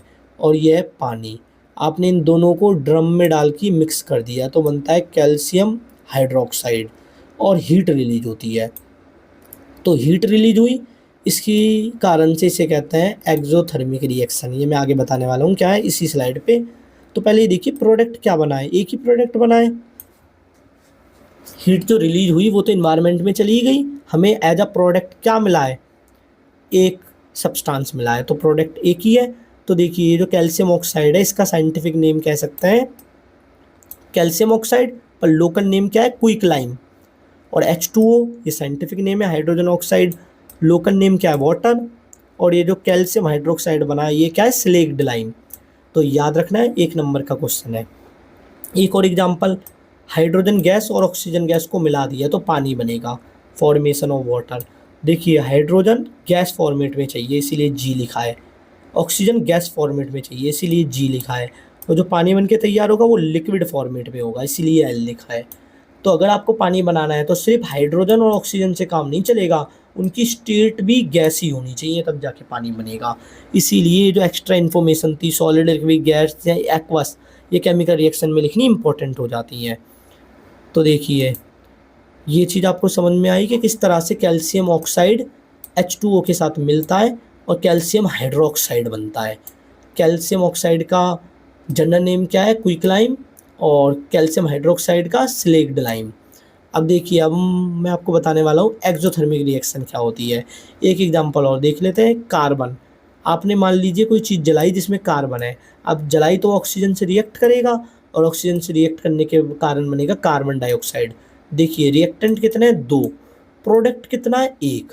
अगर ऐसा हो, अ रिएक्शन इन विच 2 और more reactants combine to form a single product, तब इस केमिकल रिएक्शन को कॉम्बिनेशन रिएक्शन कहा जाता है। तो बर्निंग ऑफ कोल, क्योंकि कोल में 95% कार्बन ही होता है, तो बर्निंग ऑफ कोल अगर आप कोल को गर्म करते हो, कोल को जलाते हो, ऑक्सीजन से रिएक्शन कराते हो, तो एक सिंगल प्रोडक्ट बनता है जो है कार्बन डाइऑक्साइड। तो ये क्या है, ये एक कॉम्बिनेशन रिएक्शन है। वैसे राख भी बचती है, पर यहाँ पर एग्जाम्पल समझाने के लिए दिया गया है। यहाँ आप कोल की जगह डायमंड यूज कर सकते हो।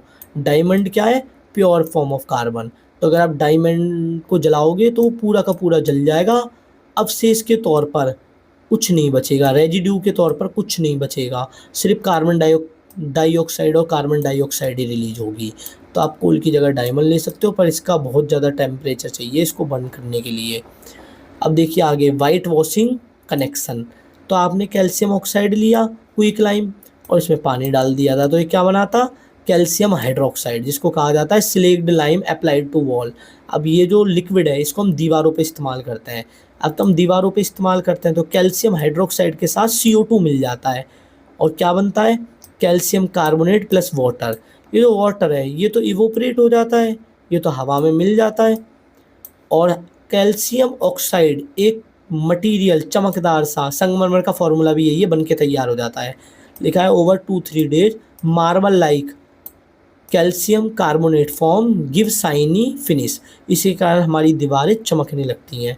स्टार्टिंग में तो आपने वाइट वॉशिंग करी थी, मतलब कैल्शियम हाइड्रोक्साइड सॉल्यूशन उस पर लगाया था, दीवारों पे लगाया था, तब जाके वो इतनी नहीं चमक रही थी।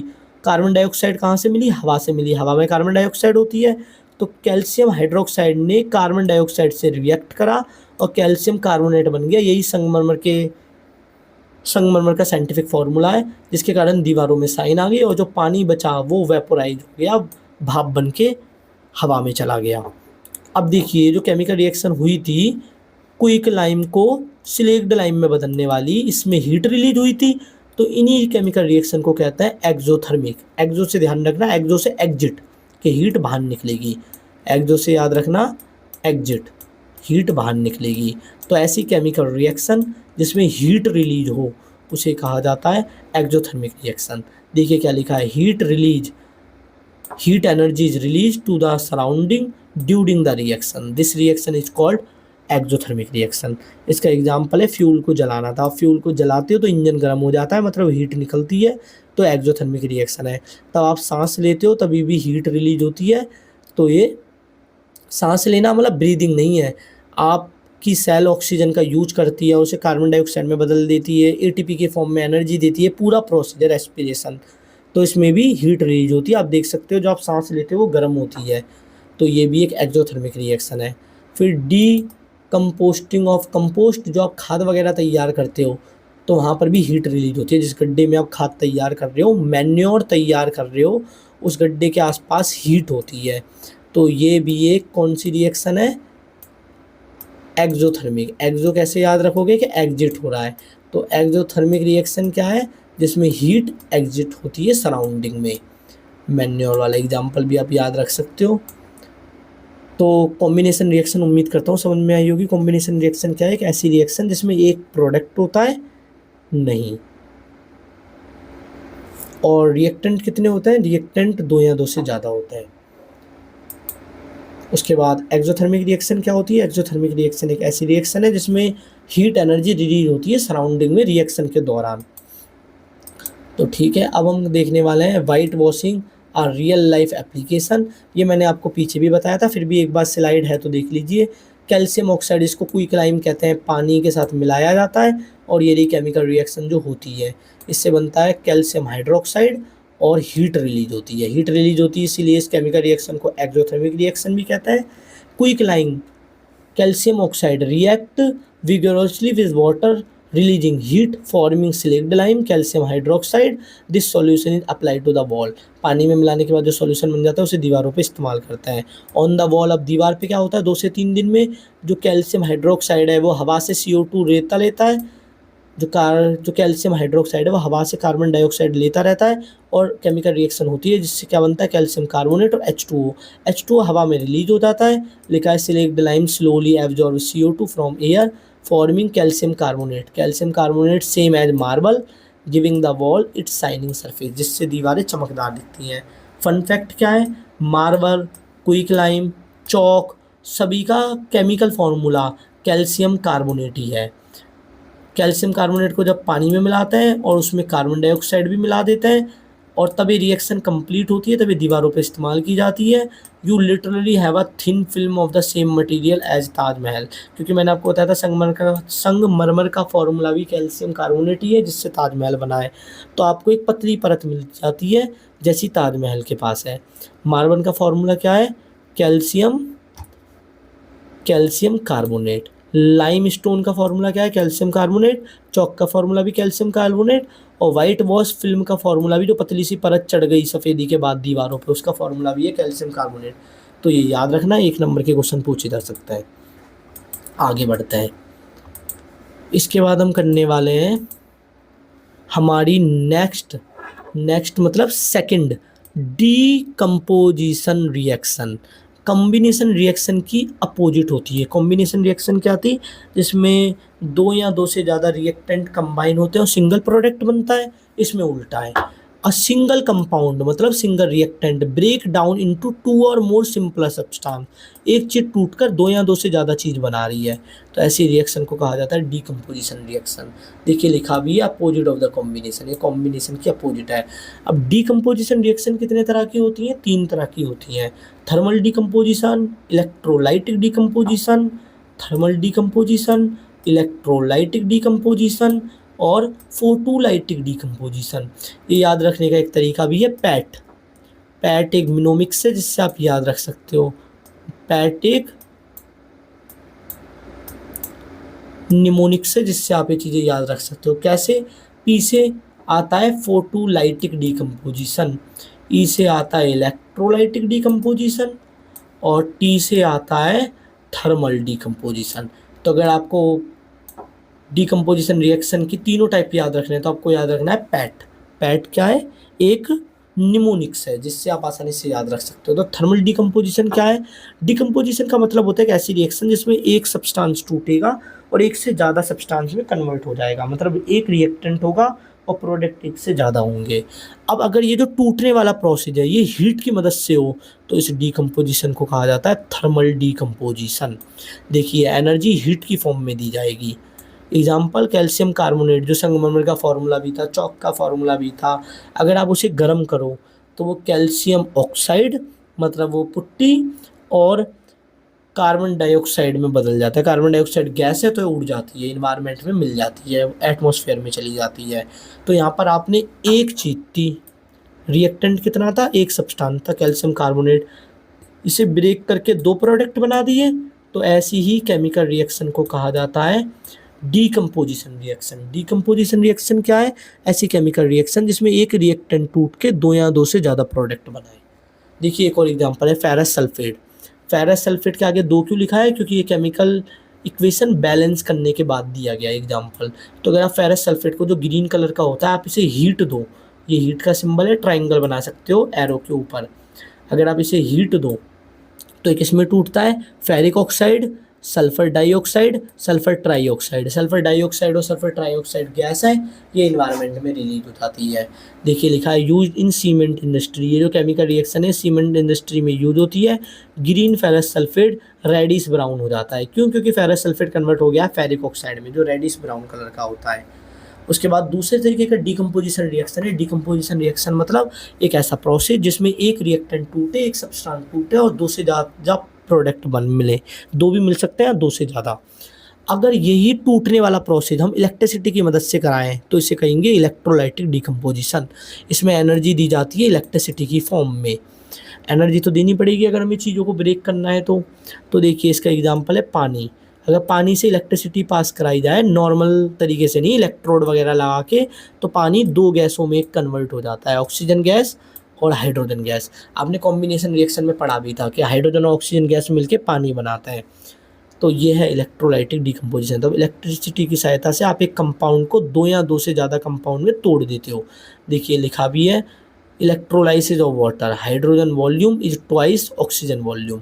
हाइड्रोजन वॉल्यूम ऑक्सीजन वॉल्यूम का डबल है। क्यों? क्योंकि देखिए हाइड्रोजन के आगे 2 लगा हुआ है, हाइड्रोजन जो गैस है उसके आगे 2 लगा हुआ है, बैलेंस करने के लिए 2 लगाना पड़ेगा। इसका मतलब जो हाइड्रोजन का वॉल्यूम होगा वो ऑक्सीजन के वॉल्यूम से डबल होगा, तब हम इलेक्ट्रोलाइसिस से डीकम्पोजिशन करेंगे। अब आता है लास्ट हमारा फोटोलाइटिक डिकम्पोजिशन। फोटोलाइटिक ऐसे याद रखना, फोटोन से। फोटोन किस में होता है? लाइट में। तो अगर आप लाइट की मदद से एक कंपाउंड को ब्रेक डाउन करके दो या दो से ज़्यादा सिंपलर कंपाउंड में कन्वर्ट कर देते हो तो उसे क्या कहेंगे? फोटोलाइटिक डिकम्पोजिशन कहेंगे। इसमें एनर्जी लाइट के फॉर्म में दी जाती है और लाइट कहाँ से आती है? सन से। तो सनलाइट दी जाती है इस केमिकल रिएक्शन को कराने के लिए। इसका एग्जाम्पल है सिल्वर क्लोराइड।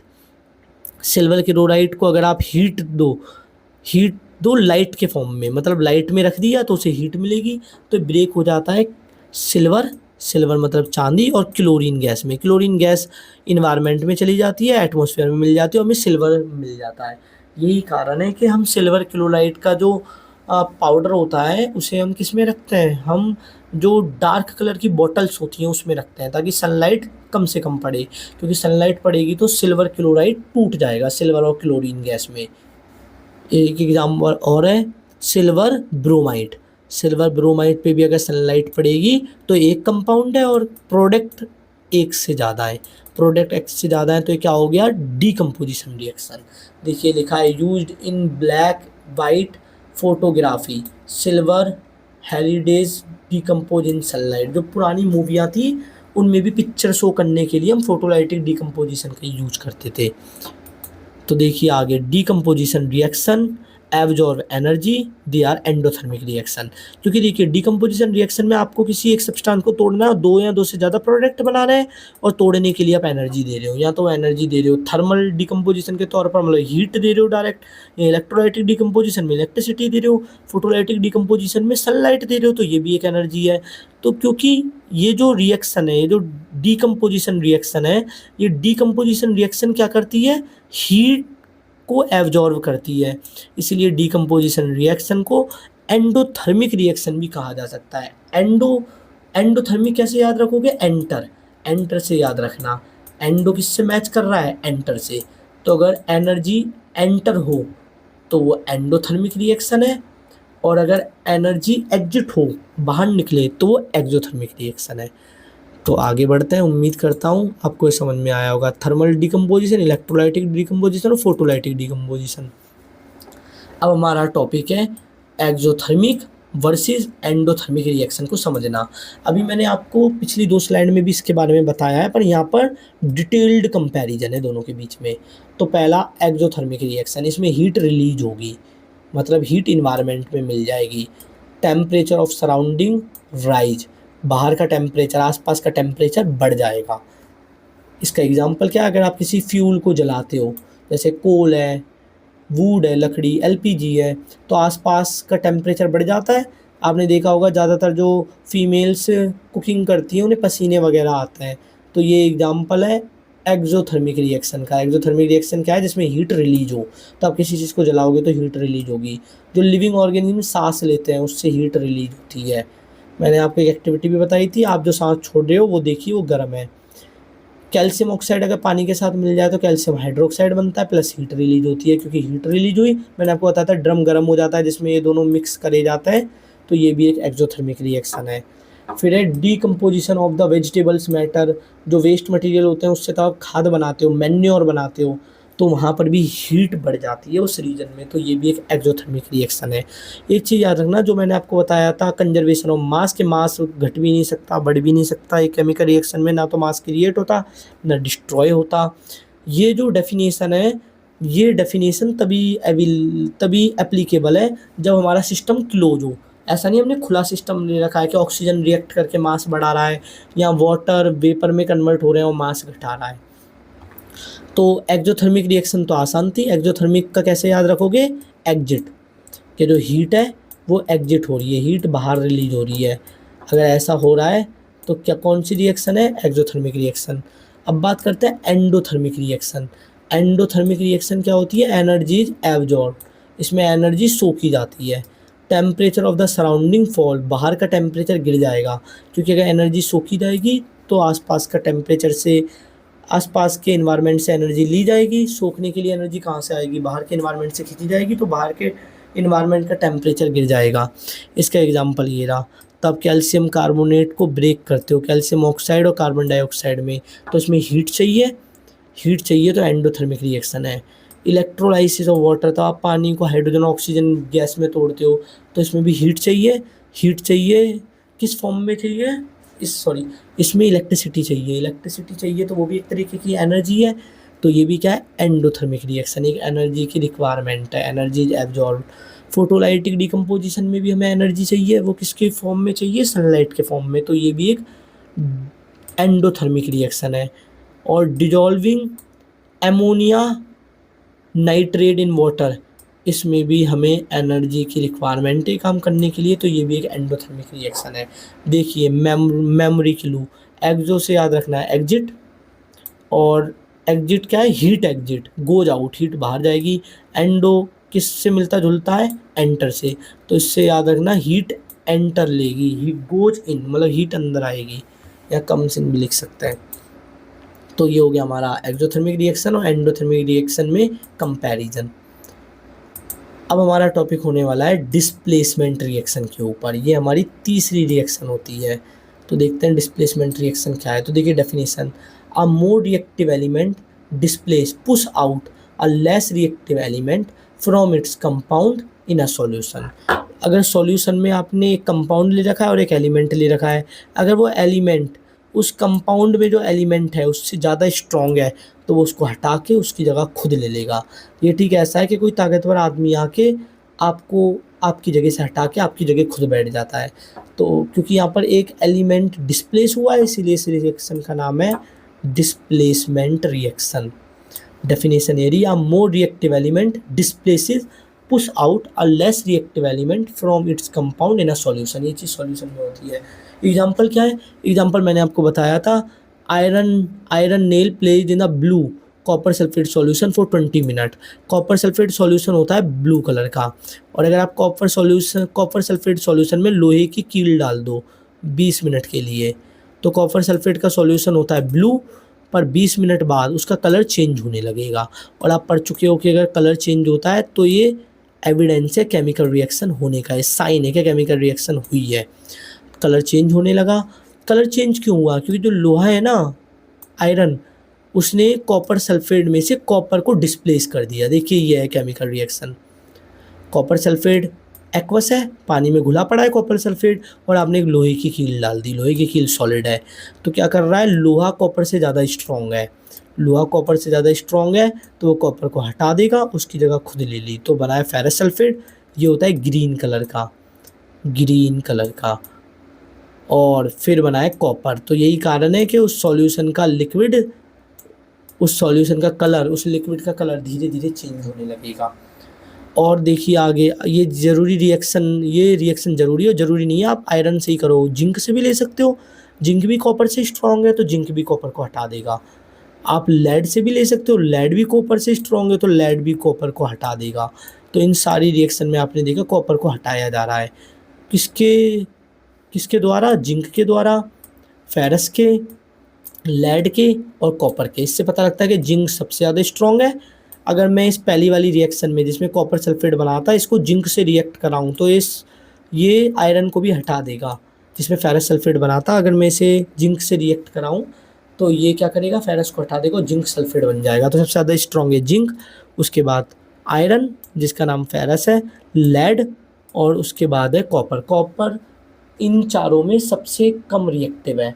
हमें कैसे पता लगा कौन ज़्यादा रिएक्टिव है कौन कम, जो इन्वायरमेंट से रिएक्ट करके जल्दी न्यू सब्सटेंस बना लेते हैं, जो वो ज़्यादा रिएक्टिव होता है, जो देर में बनाते हैं वो कम रिएक्टिव होता है। More reactive, zinc more reactive है, और कॉपर लेस रिएक्टिव। तो उम्मीद करता हूँ आपको समझ में आया होगा कि डिस्प्लेसमेंट रिएक्शन क्या है। डिस्प्लेसमेंट रिएक्शन क्या है, a more reactive element displaces a less reactive element from its compound in a solution।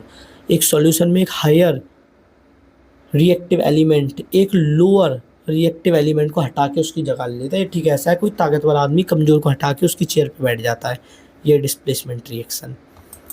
उसके बाद हम पढ़ने वाले हैं डिस्प्लेसमेंट रिएक्शन के बाद डबल डिस्प्लेसमेंट रिएक्शन। तो देखिए ये एग्जांपल है डबल डिस्प्लेसमेंट रिएक्शन का। डबल डिस्प्लेसमेंट रिएक्शन, डेफिनेशन कितनी आसान है ना, ion of two reactant compound exchange with each other to form new compounds. जो कंपाउंड है ना वो अपने आयन चेंज कर रहे हैं। देखिए ए ने बी को तो सी को दे दिया और डी उससे ले लिया, तो आयन एक्सचेंज हो गए। ए के पास बी था और सी के पास डी था। अब देखिए ए के पास डी है और बी सी के पास बी है, तो ये ठीक ऐसा है कि एक डांस हो रहा है और दो कपल्स अपने पार्टनर को चेंज कर रहे हैं डांस के लिए, तो यहाँ पर जोर ज़बरदस्ती नहीं है, दोनों की मंजूरी से पार्टनर चेंज किए जा रहे हैं। तो ये एग्जांपल है डबल डिस्प्लेसमेंट रिएक्शन का। देखिए ions of two reactants compound exchange with each other to form new two compounds. पहले ए बी और सी डी कंपाउंड थे, अब बन गए ए डी और सी बी कंपाउंड। इसका एग्जांपल ये रहा। इसे क्या पढ़ा जाता है? Sodium sulphate. अगर सोडियम सल्फेट और बेरियम क्लोराइड को अगर आप मिक्स करो, ये दोनों एक्वस सॉल्यूशन में, दोनों एक्वस में है, तो क्या बनेगा? तो बनेगा बेरियम सल्फेट। ये एक ऐसी चीज़ है जो पानी में घुल नहीं सकती, तो ये कंटेनर के बेस पे जमा होने लगेगी। वाइट कलर की होती है। पीपीटी का मतलब है प्रेसिपिटेट। प्रेसिपिटेट को शॉर्ट में लिखा गया पीपीटी, और बनेगा सोडियम क्लोराइड। ये पानी में घुला रहेगा, नमक पानी में घुल जाता है, आपको पता ही होगा। देखिए लिखा है sodium and sulphate exchange partner with barium and chlorine. Barium sulphate is insoluble and precipitate out. लिखा है सोडियम ने अपना पार्टनर चेंज कर लिया। सोडियम के साथ सल्फेट था, अब सोडियम के साथ कौन है? राइट हैंड साइड में देखिए सोडियम के साथ क्लोरीन है। लेफ्ट हैंड साइड से पता लगता है सोडियम के साथ सल्फेट था, पर राइट हैंड साइड में सोडियम के साथ क्लोरीन है, मतलब सोडियम ने अपना पार्टनर चेंज करा। ऐसे ही ब्रोमीन ने भी कर लिया। देखिए यहाँ पर लिखा है सोडियम सल्फेट एक्वस में लेना है, मतलब सोडियम सल्फेट पानी में घुला होना चाहिए, बेरियम क्लोराइड भी पानी में घुला होना चाहिए, तो एक ऐसी चीज़ बनेगी जो पानी में नहीं घुल पाएगी, बेरियम सल्फेट। इस एरो का मतलब है, जो एरो डाउनवर्ड डायरेक्शन में है, इसका मतलब है बेस पर कलेक्ट होने लगेगा। और सोडियम क्लोराइड नमक, ये तो पानी में घुल जाता है, तो नाम पानी में ही रहेगा घुल के, इसलिए यहाँ पर एक्वस लिखा है। और ये जो बेरियम सल्फेट है, ये होता है वाइट प्रेसिपिटेट। वाइट प्रेसिपिटेट, ये याद रखना, कई बार कलर्स भी पूछ लेते हैं एक नंबर में, या फिर कोई बड़ा सवाल है उसमें एक क्लू के तौर पे कलर दिया गया है कि एक ऐसा सॉल्यूशन बना है जो प्रेसिपिटेट है, वो वाइट कलर का है, तो केमिकल रिएक्शन गैस कीजिए किस टाइप की है और क्या है। तो इस एरो का मतलब है प्रेसिपिटेट, पानी में जो चीज़ घुल ना पाए, जो बेस में बैठ जाए। एक और रिएक्शन लिखी गई है लेड नाइट्रेट। लेड नाइट्रेट पानी में घुल लो और पोटेशियम आयोडाइड, तो बनेगा लेड आयोडाइड और पोटेशियम नाइट्रेट। ये जो लेड आयोडाइड है, एरो डाउनवर्ड है, इसका मतलब ये बेस पर कलेक्ट हो जाएगा। और ये येलो कलर का प्रेसिपिटेट है। येलो कलर का प्रेसिपिटेट कौन है? Lead iodide. ये जो डबल डिस्प्लेसमेंट रिएक्शन है, इसमें प्रेसिपिटेट भी बन रहा है, तो इसे हम प्रेसिपिटेशन रिएक्शन भी कह सकते हैं। प्रेसिपिटेशन रिएक्शन क्या होती है? It is the reaction in which a precipitate is formed as product. Product के तौर पर एक प्रेसिपिटेट बने। तो ये जो डबल डिस्प्लेसमेंट रिएक्शन, मैंने आपको दो रिएक्शन दी, इनमें ध्यान से देखिए प्रेसिपिटेट भी बन रहा है। एरो दिख रहा है, एरो डाउनवर्ड जा रहा है, ये डाउनवर्ड एरो ही बताता है कि प्रेसिपिटेट बन गया, कोई ऐसी चीज़ बन गई जो बेस पर कलेक्ट हो जाएगी। इसीलिए डबल डिस्प्लेसमेंट रिएक्शन को प्रेसिपिटेट रिएक्शन भी कहा जा सकता है, जिस केस में प्रेसिपिटेट बने।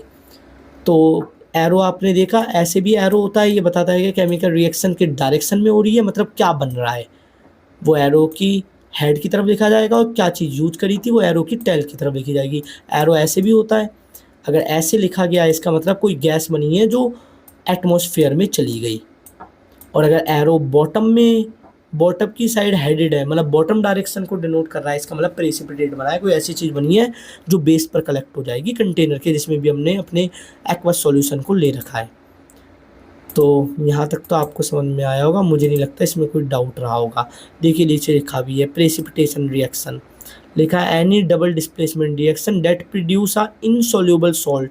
एक ऐसी चीज़ बने जो पानी में घुले ना, जिसे प्रेसिपिटेट कहा जाता है। ऐसी रिएक्शन को कहा जाएगा प्रेसिपिटेशन रिएक्शन। आगे बढ़ते हैं। तो अब हमारी पांचवी रिएक्शन है ऑक्सीडेशन एंड रिडक्शन। इसको शॉर्ट में रेडॉक्स भी कहा जाता है। रेड से आ गया रिडक्शन और OX से आ गया ऑक्सीडेशन। तो देखिए ये रहा process in the term of oxygen, in the term of hydrogen और एग्जाम्पल। तो पहले समझते हैं ऑक्सीडेशन क्या है। ऑक्सीडेशन क्या है। तो गेन ऑफ ऑक्सीजन, अगर कोई कंपाउंड, कोई एलिमेंट ऑक्सीजन को गेन करता है, मतलब लेफ्ट हैंड साइड में उसमें ऑक्सीजन नहीं था, राइट हैंड साइड में आ गया, अगर ऑक्सीजन गेन करता है या हाइड्रोजन का लॉस करता है, जैसे ये रहा एग्जाम्पल, कॉपर ऑक्सीजन से रिएक्ट कर लेगा, इससे कॉपर में कोरोजन हो जाएगा। आगे पढ़ने वाले हैं कोरोजन के बारे में। तो देखिए अगर आप कॉपर को ध्यान से देखो तो कॉपर ने क्या करा है, ऑक्सीजन गेन करा है। तो इस रिएक्शन को कहा जाता है ऑक्सीडेशन, जिसमें ऑक्सीजन का गेन हो। रिडक्शन क्या है, लॉस ऑफ ऑक्सीजन, ऑक्सीजन का लॉस हो या हाइड्रोजन का गेन हो। ऑक्सीडेशन में ऑक्सीजन का गेन हो या इसका उल्टा हाइड्रोजन का लॉस हो। ऐसे रिडक्शन में ऑक्सीजन का लॉस हो या इसका उल्टा हाइड्रोजन का गेन हो। इसका एग्जांपल देखिए कॉपर ऑक्साइड प्लस H2। तो इसमें देखिए ध्यान से कि जो ऑक्सीजन है इसने क्या गेन करा है, H2 मतलब हाइड्रोजन गैस। तो ऑक्सीजन का क्या हुआ है, रिडक्शन हुआ है। या दूसरे तरीके से देखिए कॉपर ऑक्साइड में क्या था, ऑक्सीजन, पर राइट हैंड साइड में देखिए बस कॉपर ही कॉपर है, ऑक्सीजन चला गया तो क्या हुआ है, लॉस ऑफ ऑक्सीजन। अगर ऑक्सीजन का लॉस हो तो रिडक्शन हुआ है।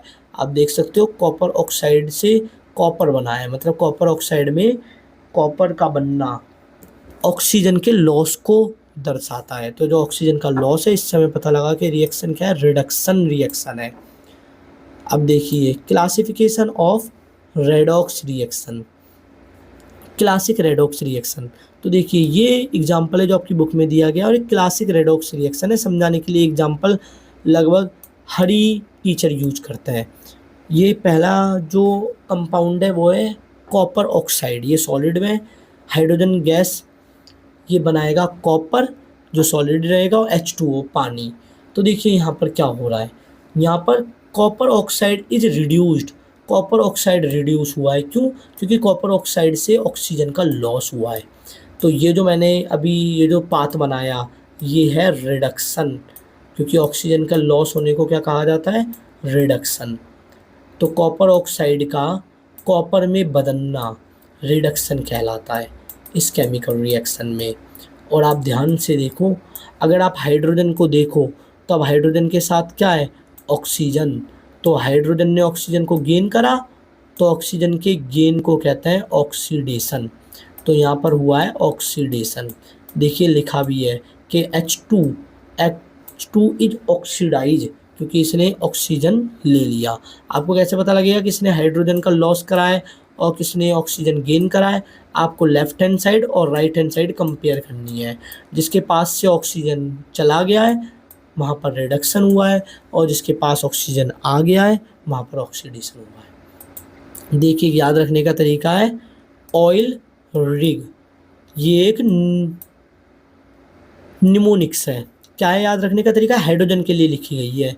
ऑयल से याद रखना oxidation is loss of hydrogen या इलेक्ट्रॉन, इलेक्ट्रॉन का लॉस हो या हाइड्रोजन का लॉस हो तो वो ऑक्सीडेशन होगा। हाइड्रोजन के लॉस को क्या कहता है, हाइड्रोजन के लॉस को क्या कहते हैं, ऑक्सीडेशन। और हाइड्रोजन का उल्टा ऑक्सीजन के लिए, तो हाइड्रोजन का लॉस को बदल दो ऑक्सीजन का गेन, तो ऑक्सीडेशन होगा। और रिग से क्या बनेगा, रिग से रिडक्शन इज गेन, आर से बन गया रिडक्शन, आई से बन गया इज, और जी से बन गया गेन। तो अगर रिडक्शन इज गेन का मतलब है कि हाइड्रोजन का गेन हो तो रिडक्शन हुआ है, और इसका उल्टा भी सही है, अगर हाइड्रोजन का गेन रिडक्शन है तो ऑक्सीजन का लॉस, ऑक्सीजन का लॉस भी रिडक्शन है। लिखा है you can never have one without the other, मतलब अगर ऑक्सीडेशन होगा तो रिडक्शन भी होगा। ऐसी कोई केमिकल रिएक्शन नहीं है जिसमें सिर्फ ऑक्सीडेशन ही हो, रिडक्शन ना हो। रेडॉक्स रिएक्शन के पॉइंट ऑफ व्यू से बता रहा हूँ, oxidation and reduction always occur simultaneously, oxidation और रिडक्शन एक साथ होते हैं हमेशा। क्योंकि अगर ऑक्सीडेशन हुआ है मतलब उसे ऑक्सीजन मिला है, किसी एक एलिमेंट किसी एक कंपाउंड को ऑक्सीजन मिला है, और उसे ऑक्सीजन मिला होगा तो ऑक्सीजन किसी ना किसी कंपाउंड ने तो दिया ही होगा। तो जो कंपाउंड ऑक्सीजन दे रहा है उसका रिडक्शन हो गया, जिसे मिल गया उसका ऑक्सीडेशन हो गया।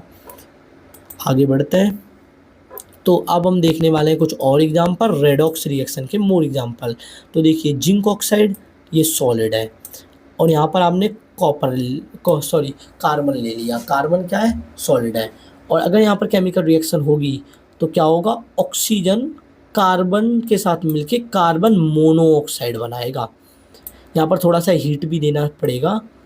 हीट देने के बाद जिंक ऑक्साइड कार्बन के साथ मिलकर कार्बन मोनोऑक्साइड बनाएगा। ये गैस है, इन्वायरमेंट में रिलीज हो जाएगी। पर आप ध्यान से देखिए, जिंक ऑक्साइड से क्या बना है, जिंक। तो जिंक ऑक्साइड का ऑक्सीजन कम हो गया तो हम कहेंगे जिंक ऑक्साइड का रिडक्शन हुआ है, जिंक का नहीं कहेंगे, जिंक ऑक्साइड का रिडक्शन हुआ है। देखिए लिखा भी है जिंक ऑक्साइड इज रिड्यूस्ड, क्योंकि जिंक ऑक्साइड ने क्या करा है, ऑक्सीजन खो दिया है। ये कहना गलत होगा कि जिंक का रिडक्शन हुआ है, क्योंकि जिंक के पास तो ऑक्सीजन था ही नहीं, तो जिंक ऑक्साइड का रिडक्शन हुआ है। अब देखिए कार्बन के साथ क्या हुआ, लेफ्ट हैंड साइड में देखिए कार्बन ऑक्सीजन के बिना है, राइट हैंड साइड में कार्बन ऑक्सीजन के साथ है, तो कार्बन को ऑक्सीजन मिला है, तो carbon is oxidized. Left hand side जो है वहाँ से स्टार्ट करना है, कार्बन, ना कि कार्बन मोनोऑक्साइड या कार्बन डाइऑक्साइड। ऐसे ही लेफ्ट हैंड साइड में क्या था, जिंक ऑक्साइड, तो zinc oxide is reduced, carbon is oxidized. अगला एग्जाम्पल देखिए, अगला एग्जाम्पल है ये जो आपको दिख रहा है, manganese oxide plus hydrochloric acid.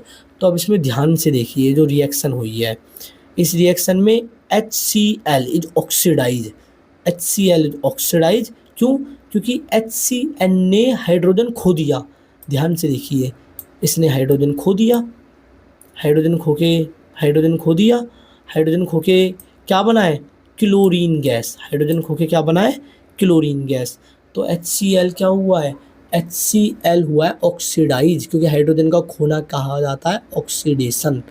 तो HCl हाइड्रोक्लोरिक एसिड का हुआ है ऑक्सीडाइजेशन, ऑक्सीडाइज हुआ है क्योंकि इसने हाइड्रोजन खो दिया, क्लोरीन गैस बनी है। और देखिए मैग्नीज ऑक्साइड में क्या था, ऑक्सीजन था। अब राइट हैंड साइड में देखिए इसमें ऑक्सीजन नहीं है, मतलब मैग्नीज ऑक्साइड का हुआ है रिडक्शन, तो मैग्नीज ऑक्साइड इज रिड्यूस्ड। आप ये नहीं कहोगे मैग्नीज इज रिड्यूस्ड, मैग्नीज में तो ऑक्सीजन था ही नहीं, जो नाम है वो आपको लेफ्ट हैंड साइड से उठाना है। तो मैग्नीज ऑक्साइड इज रिड्यूस्ड, क्योंकि देखिए राइट हैंड साइड में ऑक्सीजन नहीं है मैग्नीज के साथ। और hydrochloric acid HCl is oxidize, क्योंकि HCl से हाइड्रोजन हट गया है, सिर्फ क्लोरीन बचा है, तो यहाँ पर हाइड्रोजन का हटना क्या कहा जाता है, ऑक्सीडेशन। तो आप ये नहीं कहोगे हाइड्रोजन इज ऑक्सीडाइज, आप कहोगे HCl इज ऑक्सीडाइज। एक एग्जांपल और है मैग्नीशियम प्लस ऑक्सीजन का। तो देखिए मैग्नीशियम के साथ ऑक्सीजन जुड़ गया तो मैग्नीशियम ऑक्साइड बना, तो ये क्या कहा जाएगा, magnesium is oxidize. Magnesium oxidize क्यों हो गया, क्योंकि मैग्नीशियम को ऑक्सीजन मिल गया। पर ध्यान से देखिए जो मैग्नीशियम ऑक्साइड बना है, अब आप ऑक्सीजन के पॉइंट ऑफ व्यू से सोचिए, ऑक्सीजन गैस के पॉइंट ऑफ व्यू से, पहले ऑक्सीजन गैस के पास कम इलेक्ट्रॉन थे, अब इलेक्ट्रॉन ज़्यादा हो गए क्योंकि मैग्नीशियम भी इससे मिल चुका है। तो गेन ऑफ इलेक्ट्रॉन या गेन ऑफ हाइड्रोजन एक ही बात है, इससे पिछली स्लाइड में हमने देखा भी था। तो यहाँ पर हुआ है गेन ऑफ इलेक्ट्रॉन, तो यह है ऑक्सीडाइज। तो गेन ऑफ इलेक्ट्रॉन कह लो या लूज ऑफ हाइड्रोजन कह लो, ये ऑक्सीडाइज हुआ है। तो ऑक्सीजन क्या हुआ है, ऑक्सीजन हुआ है रिड्यूस्ड। ऑक्सीजन रिड्यूस्ड क्यों हुआ है, क्योंकि गेन ऑफ इलेक्ट्रॉन हुआ है।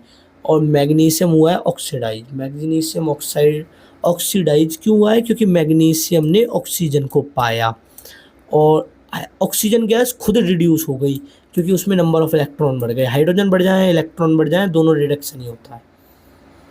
देखिए यहाँ पर लिखा है रेडॉक्स का मतलब है oxidation plus reduction happening together. ये देखिए काफ़ी मिनी डेफिनेशन है, redox meaning is oxidation and reduction happening together, one can not occur without the other, एक नहीं हो सकता दूसरे के बिना। देखिए ऊपर भी लिखा है oxidation and reduction occur simultaneously in every redox reaction. आगे बढ़ते हैं, तो उम्मीद करता हूँ यहाँ तक आपको कोई डाउट नहीं रहा होगा।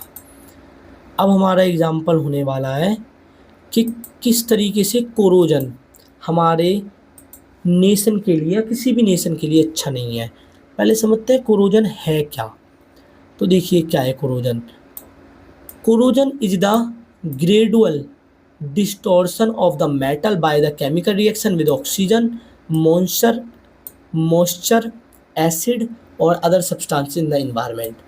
जब हमारा मेटल ऑक्सीजन से रिएक्ट करता है, मॉइस्चर से रिएक्ट करता है या एसिड से रिएक्ट करता है या किसी और सब्सटेंस से रिएक्ट करता है और उसके ऊपर एक पतली सी थिन लेयर आ जाती है, तब कहते हैं कि कोरोजन हो चुका है। कोरोजन क्या है, कोरोजन नुकसान है। क्यों? क्योंकि कई बार जंग लगने के कारण हमारे ब्रिज गिर जाते हैं, हमारी कार, हमारी गाड़ियाँ ये वेस्ट हो जाती हैं, बड़े बड़े पुल गिर जाते हैं जंग के कारण या उन्हें रिपेयर करना पड़ता है। हमारे जो समुद्री जहाज़ होते हैं, शिप वगैरह, वो भी उनका जो बॉटम होता है वो कोरोड हो जाता है, उसमें कोरोजन हो जाता है, वो नाजुक हो जाता है। कोरोजन के कारण लोहा अपनी मजबूती खो देता है। तो हमारे मिलियंस ऑफ डॉलर्स खर्च हो जाते हैं, किसी भी कंट्री के खर्च हो जाता है उन चीज़ों को रिपेयर करने में जो कोरोजन ने तबाह कर दी। इसलिए मैंने कहा कोरोजन क्या है, ये डिस्ट्रैक्शन नहीं है, डिस्टॉर्शन है। तो देखिए मेटल, जैसे लोहा, आयरन, आयरन एक मेटल है और आयरन में जो कोरोजन होता है वो होता है रस्टिंग। देखिए यहाँ पर जंग का फॉर्मूला लिखा है, यहाँ पर एक्स है वाटर मॉलिक्यूल के, वाटर मॉलिक्यूल ज़्यादा है तो एक्स की वैल्यू बदल जाएगी, वाटर मॉलिक्यूल कम है तो एक्स की वैल्यू फिर से कम हो जाएगी।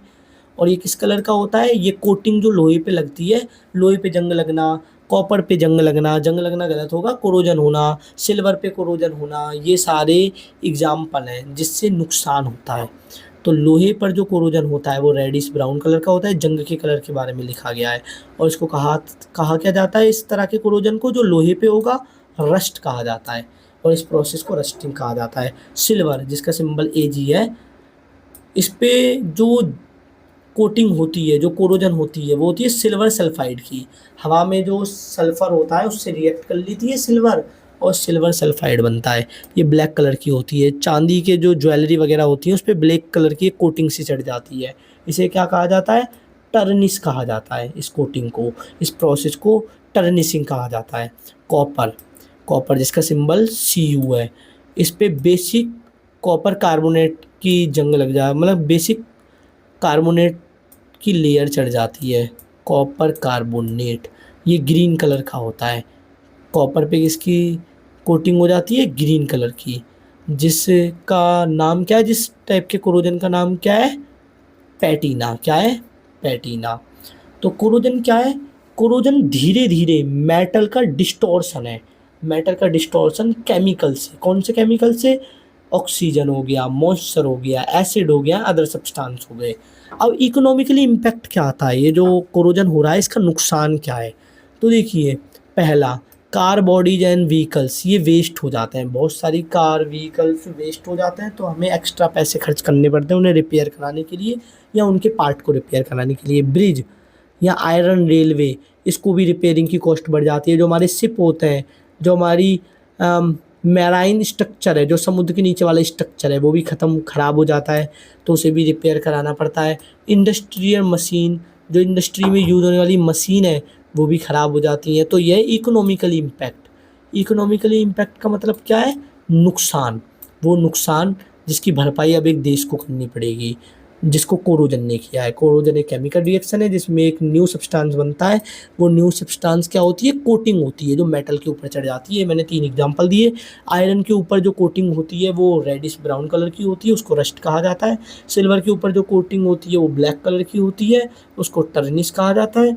और कॉपर के ऊपर जो प्लेटिंग होती है, जो कोटिंग होती है, वो ग्रीन कलर की होती है और उसको पैटीना कहा जाता है। फिर इकोनॉमिकल इम्पैक्ट के बारे में हमने बात की कि गाड़ियाँ, कार वगैरह की बॉडीज़ ख़राब हो जाती हैं, उनके पार्ट ख़राब हो जाते हैं। ब्रिज, आयरन, रेलवे वगैरह को रिपेयर करने की कॉस्ट बढ़ जाती है। शिप, मैरीन स्ट्रक्चर ख़राब होता है। हमने समुद्र के अंदर भी स्ट्रक्चर बना रखे हैं लोहे के, पुल वगैरह को सपोर्ट देने के लिए, वो उसकी कॉस्ट बढ़ जाती है। अब है प्रिवेंशन मेथड, हम इसे रोक कैसे सकते हैं। तब कोरोजन इतने ज़्यादा नुकसान कर रहा है तो इसे रोकना बहुत ज़्यादा ज़रूरी हो जाता है। तो पहला तरीका है पेंटिंग। आपने सुना होगा कि लोहे पे पेंट कर देते हैं, लोहे के गेट पर हम पेंट कर देते हैं, या लोहे के ब्लॉक पर, लोहे के बॉक्स पर पेंट कर देते हैं। पेंट करने से फ़ायदा क्या होता है, पेंट करने से फ़ायदा होता है कि अब वो पेंट उस मेटल को रिएक्ट करने से रोक देता है। किससे, ऑक्सीजन से या मॉइस्चर से, क्योंकि मेटल और ऑक्सीजन मॉइस्चर के बीच में एक पतली सी परत होती है जो हमने पेंट करी है, तो उसके कारण मेटल मजबूत रहते हैं लंबे टाइम तक। उनमें जंग नहीं लग लोहे में जंग नहीं लगती, कॉपर में पैटीना नहीं होता और सिल्वर में टर्निश नहीं होती, तो वो लंबे टाइम तक कुछ नई चीज़ नहीं बनती, वो अपनी मजबूती नहीं खोते।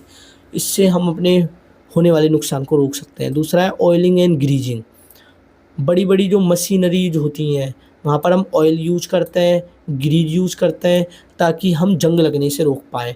फिर से वही कारण है, क्योंकि ऑयल या ग्रीज अगर मैं यूज करूँगा अपनी मशीनों पर जो लोहे की हैं या किसी और मेटल की हैं, तो वो ऑक्सीजन के डायरेक्ट कांटेक्ट में नहीं आ पाएंगी, मॉइस्चर के डायरेक्ट कांटेक्ट में नहीं आ पाएंगी, तो वो लंबे टाइम तक बिना कोरोजन के वर्क में लाई जा पाएंगी। फिर एक गैल्वेनाइजेशन।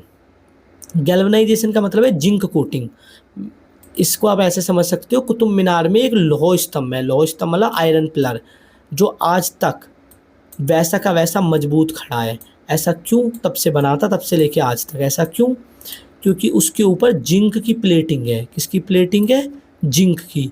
जिंक की प्लेटिंग के कारण एक अलॉय बन गया है। अलॉय बनने का फ़ायदा ये हुआ है कि अब वो आसानी से रस्ट को नहीं पकड़ता, मतलब ऑक्सीजन और मिन ऑक्सीजन अदर केमिकल और मॉइस्चर से रिएक्ट नहीं करता, क्योंकि हमने जिंक की प्लेटिंग कर दी है लोहे के ऊपर।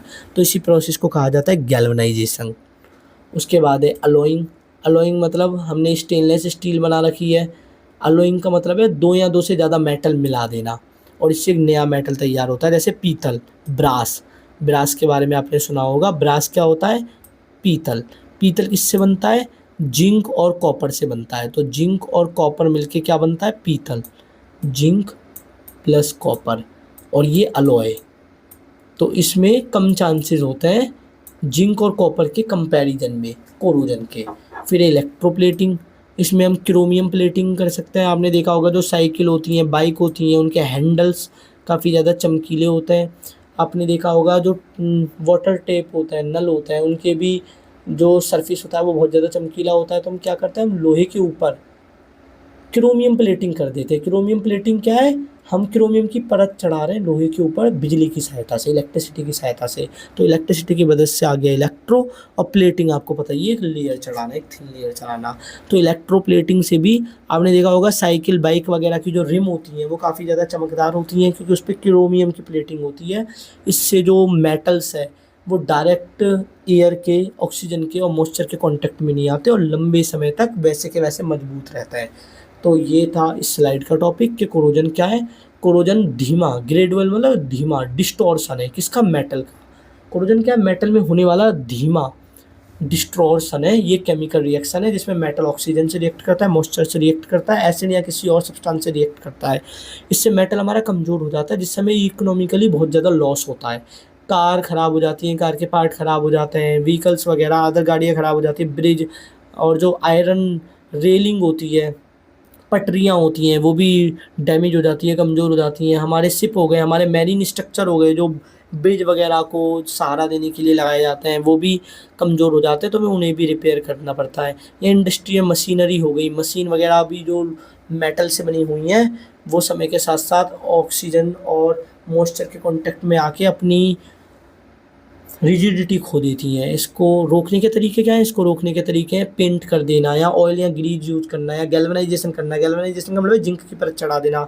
अलॉइंग करना मतलब दो चीज़ों को मिक्स कर देना, या क्रोमियम की परत चढ़ा देना। क्रोमियम की परत लोहे के ऊपर या किसी और सब्सटेंस के ऊपर, ताकि वो डायरेक्ट ऑक्सीजन के कॉन्टैक्ट में ना आए, क्योंकि लोहे से हमें मजबूती मिल जाएगी और क्रोमियम से हमें एक सरफेस मिल जाएगा, जिससे प्रीमियम लुक आएगा और जंग से भी बचा लेगा वो सरफेस। तो उम्मीद करता हूँ यहाँ तक आपको समझ में आया होगा। अब हम पढ़ने वाले हैं इस चैप्टर का लास्ट टॉपिक, जिसका नाम है रेंसिडिटी। हिंदी में इसको कहा जाता है विकृत गंधिता। तो रेंसिडिटी क्या है? खाने का खराब हो जाना। ये क्यों होता है? फैट और ऑयल ऑक्सीजन से रिएक्ट कर लेता है। तो देखिए रेंसिडिटी की definition, when fat and oil in the food react with oxygen. जो खाने में फैट है और जो ऑयल है वो अगर रिएक्ट कर ले ऑक्सीजन से, ऑक्सीजन कहाँ से मिलेगी? एयर से, तब वो रेंसिड हो जाता है। Their smell and taste change, making food unpalatable and unhealthy. इससे खाना हमारा खाने योग्य नहीं रहता। तो इस प्रोसेस को कहा जाता है रेंसिडिटी। आप अगर खाने को खुले में छोड़ देते हो, उसमें फ़ैट है, उसमें ऑयल है, वो फैट और ऑयल किससे रिएक्ट करेगा? ऑक्सीजन से। ऑक्सीजन कहाँ से आया? एयर से आया। फैट और ऑयल ने रिएक्ट कर लिया और एक न्यू सब्सटेंस बन गए, कुछ न्यू सब्सटेंस बन गए, जिसके कारण जो खाना है उसकी स्मेल चेंज हो गई है, उस फूड की, उसका टेस्ट चेंज हो चुका है और वो रेंसिड हो गया है, तो वो खाने लायक नहीं रहा। तो ये है रेंसिडिटी। अब देखते हैं प्रिवेंशन क्या है, हम ऐसा करने से कैसे रोक सकते हैं। देखिए यहाँ पर लिखा भी है, केमिकल रिएक्शन फैट और ऑयल ऑक्सीजन के साथ रिएक्ट करते हैं और ऑक्सीडाइज फैट बन जाता है। ऑक्सीडाइज फैट मतलब फैट के साथ ऑक्सीजन भी है। ये रेंसिड है, इसकी बैड स्मेल होती है और टेस्ट भी अच्छा नहीं होता, टेस्ट भी बैड ही होता है। तो इसके प्रिवेंशन क्या है? ऐसा करने रेंसिडिटी होने से हम कैसे रोक सकते हैं? तो पहला प्रिवेंशन, एंटीऑक्सीडेंट यूज करना, added to food to prevent fat oxidation. तो ये है कुछ एंटीऑक्सीडेंट, इनका हम यूज करते हैं अपनी डिश में, अपने बिस्किट वगैरह में। क्यों? क्योंकि एंटीऑक्सीडेंट का यूज़ करने से फैट ऑक्सीजन से रिएक्ट नहीं करता और ऑक्सीडाइज फैट नहीं बनता, क्योंकि ऑक्सीडाइज फैट की स्मेल और टेस्ट गंदा होता है। तो हम एंटीऑक्सीडेंट यूज कर सकते हैं ताकि रेंसिडिटी को रोका जा सके कुछ हद तक। उसके बाद दूसरा प्रिवेंशन क्या है? Air tight container. क्योंकि ऑक्सीडाइज फैट कब बनेगा? ऑक्सीडाइज फैट बनेगा तब उसे ऑक्सीजन मिलेगा, और ऑक्सीजन कहाँ से मिलता है? एयर से। तो अगर मैं एयर टाइट कंटेनर में अपने खाने को रख दूँ तो ऑक्सीजन ना के बराबर रहेगा, जो कंटेनर में है वही रहेगा। तो इससे ऑक्सीडाइज फैट भी लिमिटेड रहेगा, और अगर ऑक्सीडाइज फैट भी लिमिटेड है तो खाने का टेक्सचर नहीं बदलेगा, खाने का टेस्ट नहीं बदलेगा। तो limit exposure of fat to the oxygen in air, ये भी कुछ हद तक ही चलेगा, ऐसा नहीं कि हमेशा के लिए वही टेस्ट रख सकते हो। तो लिमिट करना है आपको फैट को ऑक्सीजन के कांटेक्ट में आने से। तो इसके लिए क्या कर सकते हो? एयर टाइट कंटेनर यूज कर सकते हो। तीसरा तरीका क्या है? रेफ्रिजरेशन, मतलब ठंडा कर देना चीज़ को। Cold slow down chemical reaction including oxidation.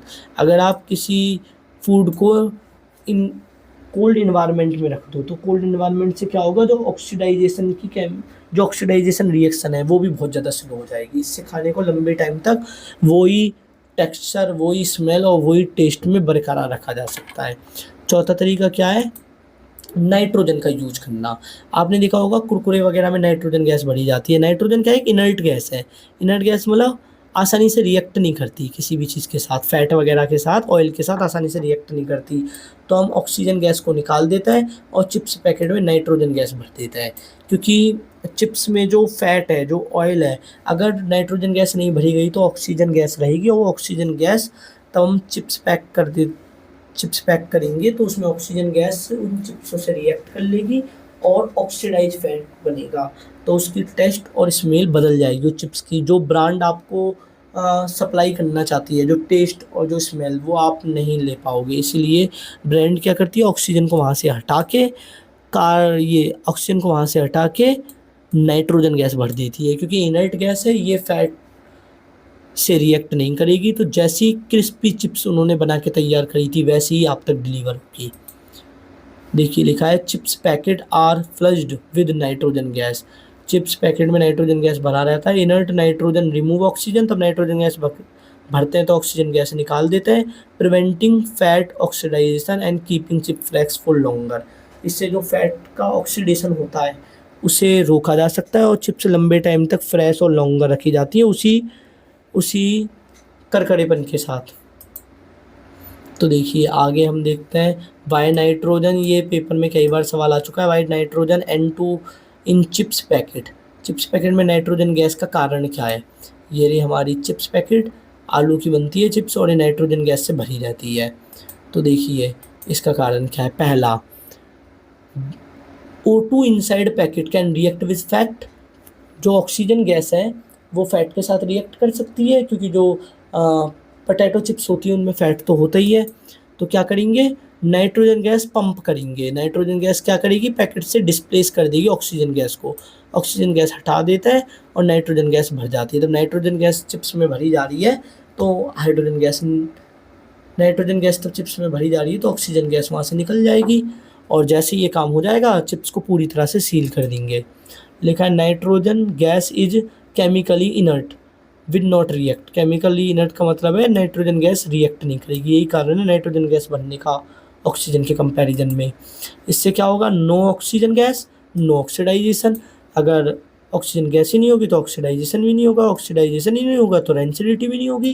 क्योंकि रेंसिडिटी क्या होती है? रेंसिडिटी एक केमिकल प्रोसेस है जिसमें हमारा फैट और ऑयल ऑक्सीजन से रिएक्ट कर लेता है। तो अगर no oxygen no oxidation no rancidity.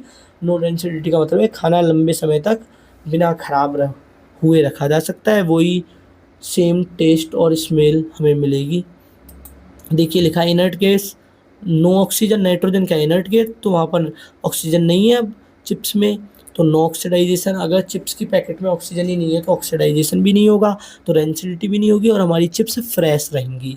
यही कारण है कि अगर आपको कोई दुकानदार ऐसी चिप्स की पैकेट पकड़ा रहा है जिसमें ऑक्सीजन गैस है, तो आपको वो नहीं लेनी चाहिए। आपको कैसे पता लगेगा कि उसमें ऑक्सीजन गैस है?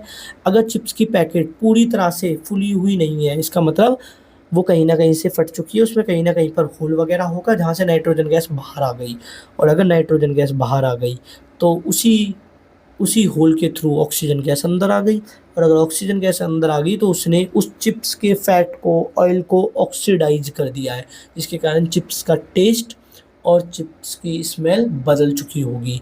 ये आपकी हेल्थ के लिए भी नुकसानदायक है, क्योंकि जब एयर अंदर आती है तो उसके साथ जर्म्स वगैरह भी अंदर आ जाते हैं, जिसको खा के आप बीमार तक हो जाते हो। तो इसीलिए ज़रूरी है कि जो आप चिप्स पैकेट लो पूरी तरह से फिल हो नाइट्रोजन गैस से। अगर वो ऐसी पैकेट कोई दुकानदार आपको दे रहा है जिसमें गैस नहीं भरी हुई, तो आपको वो चिप्स पैकेट नहीं लेनी। अब देखते हैं ऑल इम्पोर्टेंट इक्वेशंस पार्ट 1। तो सबसे पहले कॉम्बिनेशन रिएक्शन क्या है? कॉम्बिनेशन रिएक्शन क्या है? It is the chemical reaction in which two or more than two substance combine to form a single product. Example ये रहा, मैग्नीशियम पहला सब्सटेंस, ऑक्सीजन दूसरा सब्सटेंस, मैग्नीशियम ऑक्साइड बनाए सिंगल प्रोडक्ट। उसके बाद कॉम्बिनेशन रिएक्शन एक्जोथर्मिक होती है। Exothermic reaction क्या होती है? इसमें हीट रिलीज होती है, एक्जो एग्जिट, ऐसे याद रखना। इसका एग्जांपल क्या है एक्जोथर्मिक रिएक्शन का? कैल्शियम ऑक्साइड प्लस H2O मतलब वाटर, और ये बनेगा कैल्शियम हाइड्रोक्साइड प्लस हीट, तो हीट रिलीज हुई है, इसलिए एक्जोथर्मिक रिएक्शन है। कॉम्बिनेशन रिएक्शन का एक और एग्जांपल, यहाँ पर पानी गैस में कन्वर्ट हो जाए, मतलब पानी वेपर में कन्वर्ट हो जाएगा। अब वेपर में कैसे कन्वर्ट हो जाएगा? तो हवा टकराएगी, तो हवा के टकराने के कारण जो दीवारों पे हमने कैल्शियम हाइड्रोक्साइड का सॉल्यूशन यूज किया गया है, उससे हवा पानी को वेपोराइज कर देगी धीरे धीरे। उसके बाद कॉम्बिनेशन रिएक्शन का एक और एग्जांपल है कि हाइड्रोजन और ऑक्सीजन गैस मिलके H2O बनाते हैं। थर्मल डिकम्पोजिशन मतलब हीट की सहायता से एक कंपाउंड को ब्रेक करना दो या दो से ज़्यादा रिएक्टेंट में। तो उसका एग्जांपल ये रहा, 2 फेरस सल्फेट को अगर आप हीट करो तो ferric oxide, sulphur dioxide, sulphur trioxide बनती है। ये देखिए इनकी एक्सप्लेनेशन भी लिखी है। यहाँ पर लिखा है कि जो मैग्नीशियम है वो जलती है डैजलिंग वाइट फ्लेम में, मतलब बहुत तेज़ी से वाइट रोशनी के साथ जलती है, फ्लेम के साथ जलती है। यहाँ पर लिखा है कि वाइट वॉश में यूज किया जाता है दीवारों पर, फॉर्मेशन ऑफ वाटर। अब थर्मल डिकम्पोजिशन क्या है? तब हीट की सहायता से आप किसी चीज़ को तोड़ो। कैल्शियम कार्बोनेट चॉक का फॉर्मूला है, संगमरमर का फॉर्मूला है, अगर आप इसे गर्म करो तो कैल्शियम ऑक्साइड और कार्बन डाइऑक्साइड में बदल जाता है। तो थर्मल डिकम्पोजिशन है, हीट की मदद से आपने डिकम्पोजिशन करा है। ये एक और एग्जांपल है थर्मल डिकम्पोजिशन का। इलेक्ट्रोलाइटिक डिकम्पोजिशन का एग्जांपल है, देखिए कॉम्बिनेशन रिएक्शन ये रही और डिकम्पोजिशन रिएक्शन ये रही, एक दूसरे की उल्टी है, देखिए रिवर्स है। उसके बाद फोटोलाइटिक डिकम्पोजिशन क्या है? तब आप एक कॉम्प्लेक्स कंपाउंड को दो या दो से ज़्यादा सिंपलर एलिमेंट या कंपाउंड में ब्रेक करते हो बाय यूजिंग सनलाइट। तो देखिए सिल्वर क्लोराइड ही मैंने आपको बताया भी था कि यही कारण है सिल्वर क्लोराइड को गहरे रंग की बोतलों में रखा जाता था कि सनलाइट कम से कम पहुंच पाए। आगे चलते हैं। तो देखिए उम्मीद करता हूँ यहाँ तक आपको समझ में आया होगा। अब देखते हैं पार्ट 2 में क्या क्या है। तो पार्ट 2 में आपको देखने के लिए मिलता है डिस्प्लेसमेंट रिएक्शन। डिस्प्लेसमेंट रिएक्शन क्या है? Higher reactive element less reactive element को उसके कंपाउंड से हटा के खुद उसकी जगह ले लेता है। ये रहा एग्जांपल डिस्प्लेसमेंट रिएक्शन। ये भी डिस्प्लेसमेंट रिएक्शन है। जिंक कॉपर से ज़्यादा ताकतवर है तो कॉपर को हटा दिया, लेड भी कॉपर से ज़्यादा ताकतवर है तो कॉपर को हटा दिया। यह double displacement reaction. Double displacement reaction क्या होती है? It is the chemical reaction in which compound exchange there ion and form 2 new compounds. देखिए इन्होंने अपने आयन्स चेंज कराए हैं। देखिए सोडियम के साथ क्या था? सल्फेट। अब सोडियम के साथ क्या है? क्लोरीन। और पहले क्लोरीन बेरिलियम के साथ था, बेरियम के साथ था। अब किसके साथ है क्लोरीन? सोडियम के साथ। तो इन्होंने अपने पार्टनर चेंज करे हैं, ऐसा भी कहा जा सकता है। डबल डिस्प्लेसमेंट रिएक्शन का एक और एग्जांपल, यहाँ पर ये जो एरो जा रहा है डाउनवर्ड, इसका मतलब है कुछ ऐसी चीज़ बन रही है जो पानी में घुल नहीं रही है, बेस पे कलेक्ट हो रही है। इसको कहता है पीपीटी। पीपीटी मतलब प्रेसिपिटेट। ये ऐसे सब्सटेंस है जो पानी में इनसॉल्यूबल है। तो डबल डिस्प्लेसमेंट रिएक्शन में अगर प्रेसिपिटेट बनता है तो उस रिएक्शन को प्रेसिपिटेशन रिएक्शन भी कह दिया जाता है। प्रेसिपिटेट को शॉर्ट में कहा जाता है पीपीटी। देखिए फिर ऑक्सीडेशन की डेफिनेशन दी गई है। ऑक्सीडेशन क्या होता है? ऐसी रिएक्शन जिसमें कोई एलिमेंट या कोई कंपाउंड ऑक्सीजन को गेन करे। देखिए यहाँ पर कॉपर ऑक्सीजन को गेन कर रहा है, तो कॉपर का क्या हुआ है? कॉपर का हुआ है ऑक्सीडेशन, कॉपर हुआ है ऑक्सीडाइज। पर अगर तुम ऑक्सीजन को देखो तो ऑक्सीजन क्या बन गया? कॉपर ऑक्साइड, तो यहाँ पर तो इलेक्ट्रॉन्स बढ़ गए, इलेक्ट्रॉन बढ़ गए तो ऑक्सीजन का हुआ है reduction, oxygen gas is reduce. ये एग्जाम्पल भी रेडॉक्स का है, ये एग्जाम्पल भी रेडॉक्स का है। देखिए ऑक्सीजन एक जगह से दूसरी जगह जा रहा है, तो जहाँ ऑक्सीजन जा रहा है वहाँ पर ऑक्सीडेशन। देखिए जिंक ऑक्साइड से क्या बना, जिंक तो ऑक्सीजन खत्म हो गया, यहाँ पर हुआ है रिडक्शन, ऑक्सीजन का लॉस हुआ है तो रिडक्शन। अब यहाँ देखिए कार्बन के साथ ऑक्सीजन आ गया, कार्बन मोनोऑक्साइड बन गया, तो यहाँ पर कार्बन को ऑक्सीजन मिला है तो कार्बन का हुआ है ऑक्सीडेशन। इतना आसान है, ऑक्सीडेशन ये शॉर्ट में लिखा है। ये देखिए कॉम्बिनेशन रिएक्शन आप देख सकते हो, combination reaction plus reduction reaction, hydrogen gas तो उड़ जाएगी तो हमें एक ही प्रोडक्ट मिलेगा। तो आगे बढ़ते हैं, ये एग्जांपल आपकी बुक में दिए हुए हैं और पेपर में भी पूछे जाते हैं। उसके बाद कुछ की डेफिनेशंस है, जैसे केमिकल रिएक्शंस क्या होती है, एक प्रोसीजर इसमें रिएक्टेंट कन्वर्ट हो जाते हैं प्रोडक्ट में, जिन प्रोडक्ट की डिफरेंट प्रॉपर्टीज होती हैं। फिर लिखा है रिएक्टेंट क्या होता है, तो रिएक्टेंट क्या है, ऐसे सब्सटेंसेज है जो चेंज में अंडरगो होते हैं, मतलब substances will take part in a chemical reaction, जिनमें बदलाव आता है। ये इक्वेशन में लेफ्ट हैंड साइड में लिखे जाते हैं। प्रोडक्ट क्या है, न्यू सब्सटेंस फॉर्म, जो नए सब्सटेंस बनते हैं वो राइट हैंड साइड में लिखे जाते हैं, इन्हें प्रोडक्ट कहा जाता है। स्केलेटल इक्वेशन क्या है, ऐसी इक्वेशन तो बैलेंस नहीं है। जैसे अगर मैं मैग्नीशियम को ऑक्सीजन गैस में जलाऊं, magnesium plus oxygen gas, O2 है तो गैस, और ये क्या बनेगा, मैग्नीशियम ऑक्साइड। अब ध्यान से देखिए बैलेंस नहीं है, लेफ्ट हैंड साइड में ऑक्सीजन 2 है पर राइट हैंड साइड में ऑक्सीजन 1 है, तो यह है स्केलेटल इक्वेशन, जिसमें कम से कम एक एलिमेंट तो हो जिसके एटम लेफ्ट हैंड साइड और राइट हैंड साइड में बराबर ना हो, यहाँ पर ऑक्सीजन है। बैलेंस इक्वेशन क्या होती है, equation where all atom of each element equal on both side, जहाँ पर सारे ही एटम, हर एलिमेंट के एटम लेफ्ट हैंड साइड और राइट हैंड साइड दोनों में बराबर होता है। कॉम्बिनेशन रिएक्शन क्या है, जिस रिएक्शन में दो या दो से ज़्यादा कंपाउंड मिलकर या रिएक्टेंट मिलकर एक सिंगल प्रोडक्ट बनाते हैं। डिकम्पोजिशन रिएक्शन इसकी उल्टी है, एक रिएक्टेंट टूट के दो या दो से ज़्यादा प्रोडक्ट बनाता है। डिस्प्लेसमेंट रिएक्शन क्या है, higher reactive element less reactive element को उसके कंपाउंड से हटा के नया कंपाउंड बना लेता है। Double displacement reaction exchange of ions, compound अपने आयन को एक्सचेंज कर लेते हैं जिससे दो नए कंपाउंड बनते हैं। प्रेसिपिटेशन रिएक्शन क्या है, डबल डिस्प्लेसमेंट रिएक्शन जिसमें प्रेसिपिटेट बने। प्रेसिपिटेट क्या होता है, इनसॉल्युबल सब्सटेंस होता है जो बन जाता है केमिकल रिएक्शन में, जिससे के कारण वो इनसॉल्युबल है, पानी में घुल नहीं पाता तो बेस पे जमा हो जाता है। ऐसी रिएक्शन को प्रेसिपिटेशन रिएक्शन कहा जाता है। उसके बाद एक्सोथर्मिक रिएक्शन क्या है, जिसमें हीट रिलीज हो। एंडोथर्मिक रिएक्शन क्या है, जिसे कराने के लिए हीट एब्जॉर्ब करनी पड़े, मतलब हीट की रिक्वायरमेंट हो। ऑक्सीडेशन क्या है, या तो गेन ऑफ ऑक्सीजन या लॉस ऑफ हाइड्रोजन, और लॉस ऑफ हाइड्रोजन कह लो तो क्या है ऑक्सीडेशन, या गेन ऑफ ऑक्सीजन तो भी ऑक्सीडेशन। लॉस ऑफ हाइड्रोजन या लॉस ऑफ इलेक्ट्रॉन, इलेक्ट्रॉन का लॉस होगा तो भी हम उसे ऑक्सीडेशन ही कहेंगे। रिडक्शन क्या है, रिडक्शन है लॉस ऑफ ऑक्सीजन, ऑक्सीजन का लॉस हो, या गेन ऑफ हाइड्रोजन या गेन ऑफ इलेक्ट्रॉन। अगर इलेक्ट्रॉन का गेन होगा तो भी हम उसे रिडक्शन ही कहेंगे, और ऑक्सीडेशन में इलेक्ट्रॉन का लॉस होना चाहिए। अब एक कोरोजन, ये धीमा प्रोसीजर, इससे मेटल नष्ट हो जाते हैं, डिस्टॉर्शन ऑफ मेटल है स्लोली। और लोहे पे अगर ये कोरोजन होगा तो उसको रस्ट कहा जाता है, एग्जाम्पल हो गया। रेंसिडिटी क्या है, खाने का ख़राब होना, जो फैट और ऑयल होते हैं वो ऑक्सीडाइज हो जाते हैं जिनके कारण उनके नए सब्सटेंस बनते हैं तो स्मेल और टेस्ट बदल जाता है, तो ये रेंसिडिटी। तो उम्मीद करता हूँ आज का लेक्चर आपको समझ में आया होगा। अब कुछ कॉमन मिस्टेक्स थी, ये आप कॉमन मिस्टेक देख सकते हो। कुछ फ्रिक्वेंटली आस्क्ड क्वेश्चन है। फ्रिक्वेंटली आस्क्ड क्वेश्चन क्या है, वो क्वेश्चन जो पेपर में कई बार आए, तो आप इन क्वेश्चनों को कवर अप कर लेना, इन्हें पढ़ के जाना। तो आज का लेक्चर इतना ही, उम्मीद करता हूँ आपको समझ में आया होगा। लास्ट में मिनोमिक्स देख सकते हो। याद रखने के तरीके, ऑयल रिग से क्या याद रखोगे, oil rig oxidation is lose of hydrogen.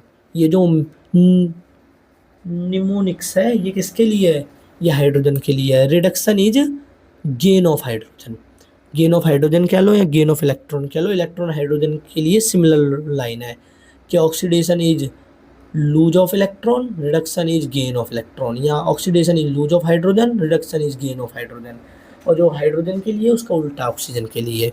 तो oxidation is gain of oxygen, reduction is lose of oxygen. ऐसे ये याद रख सकते हो। ECTC, ECTC क्या है कि साइन ऑफ केमिकल रिएक्शंस क्या क्या होते हैं।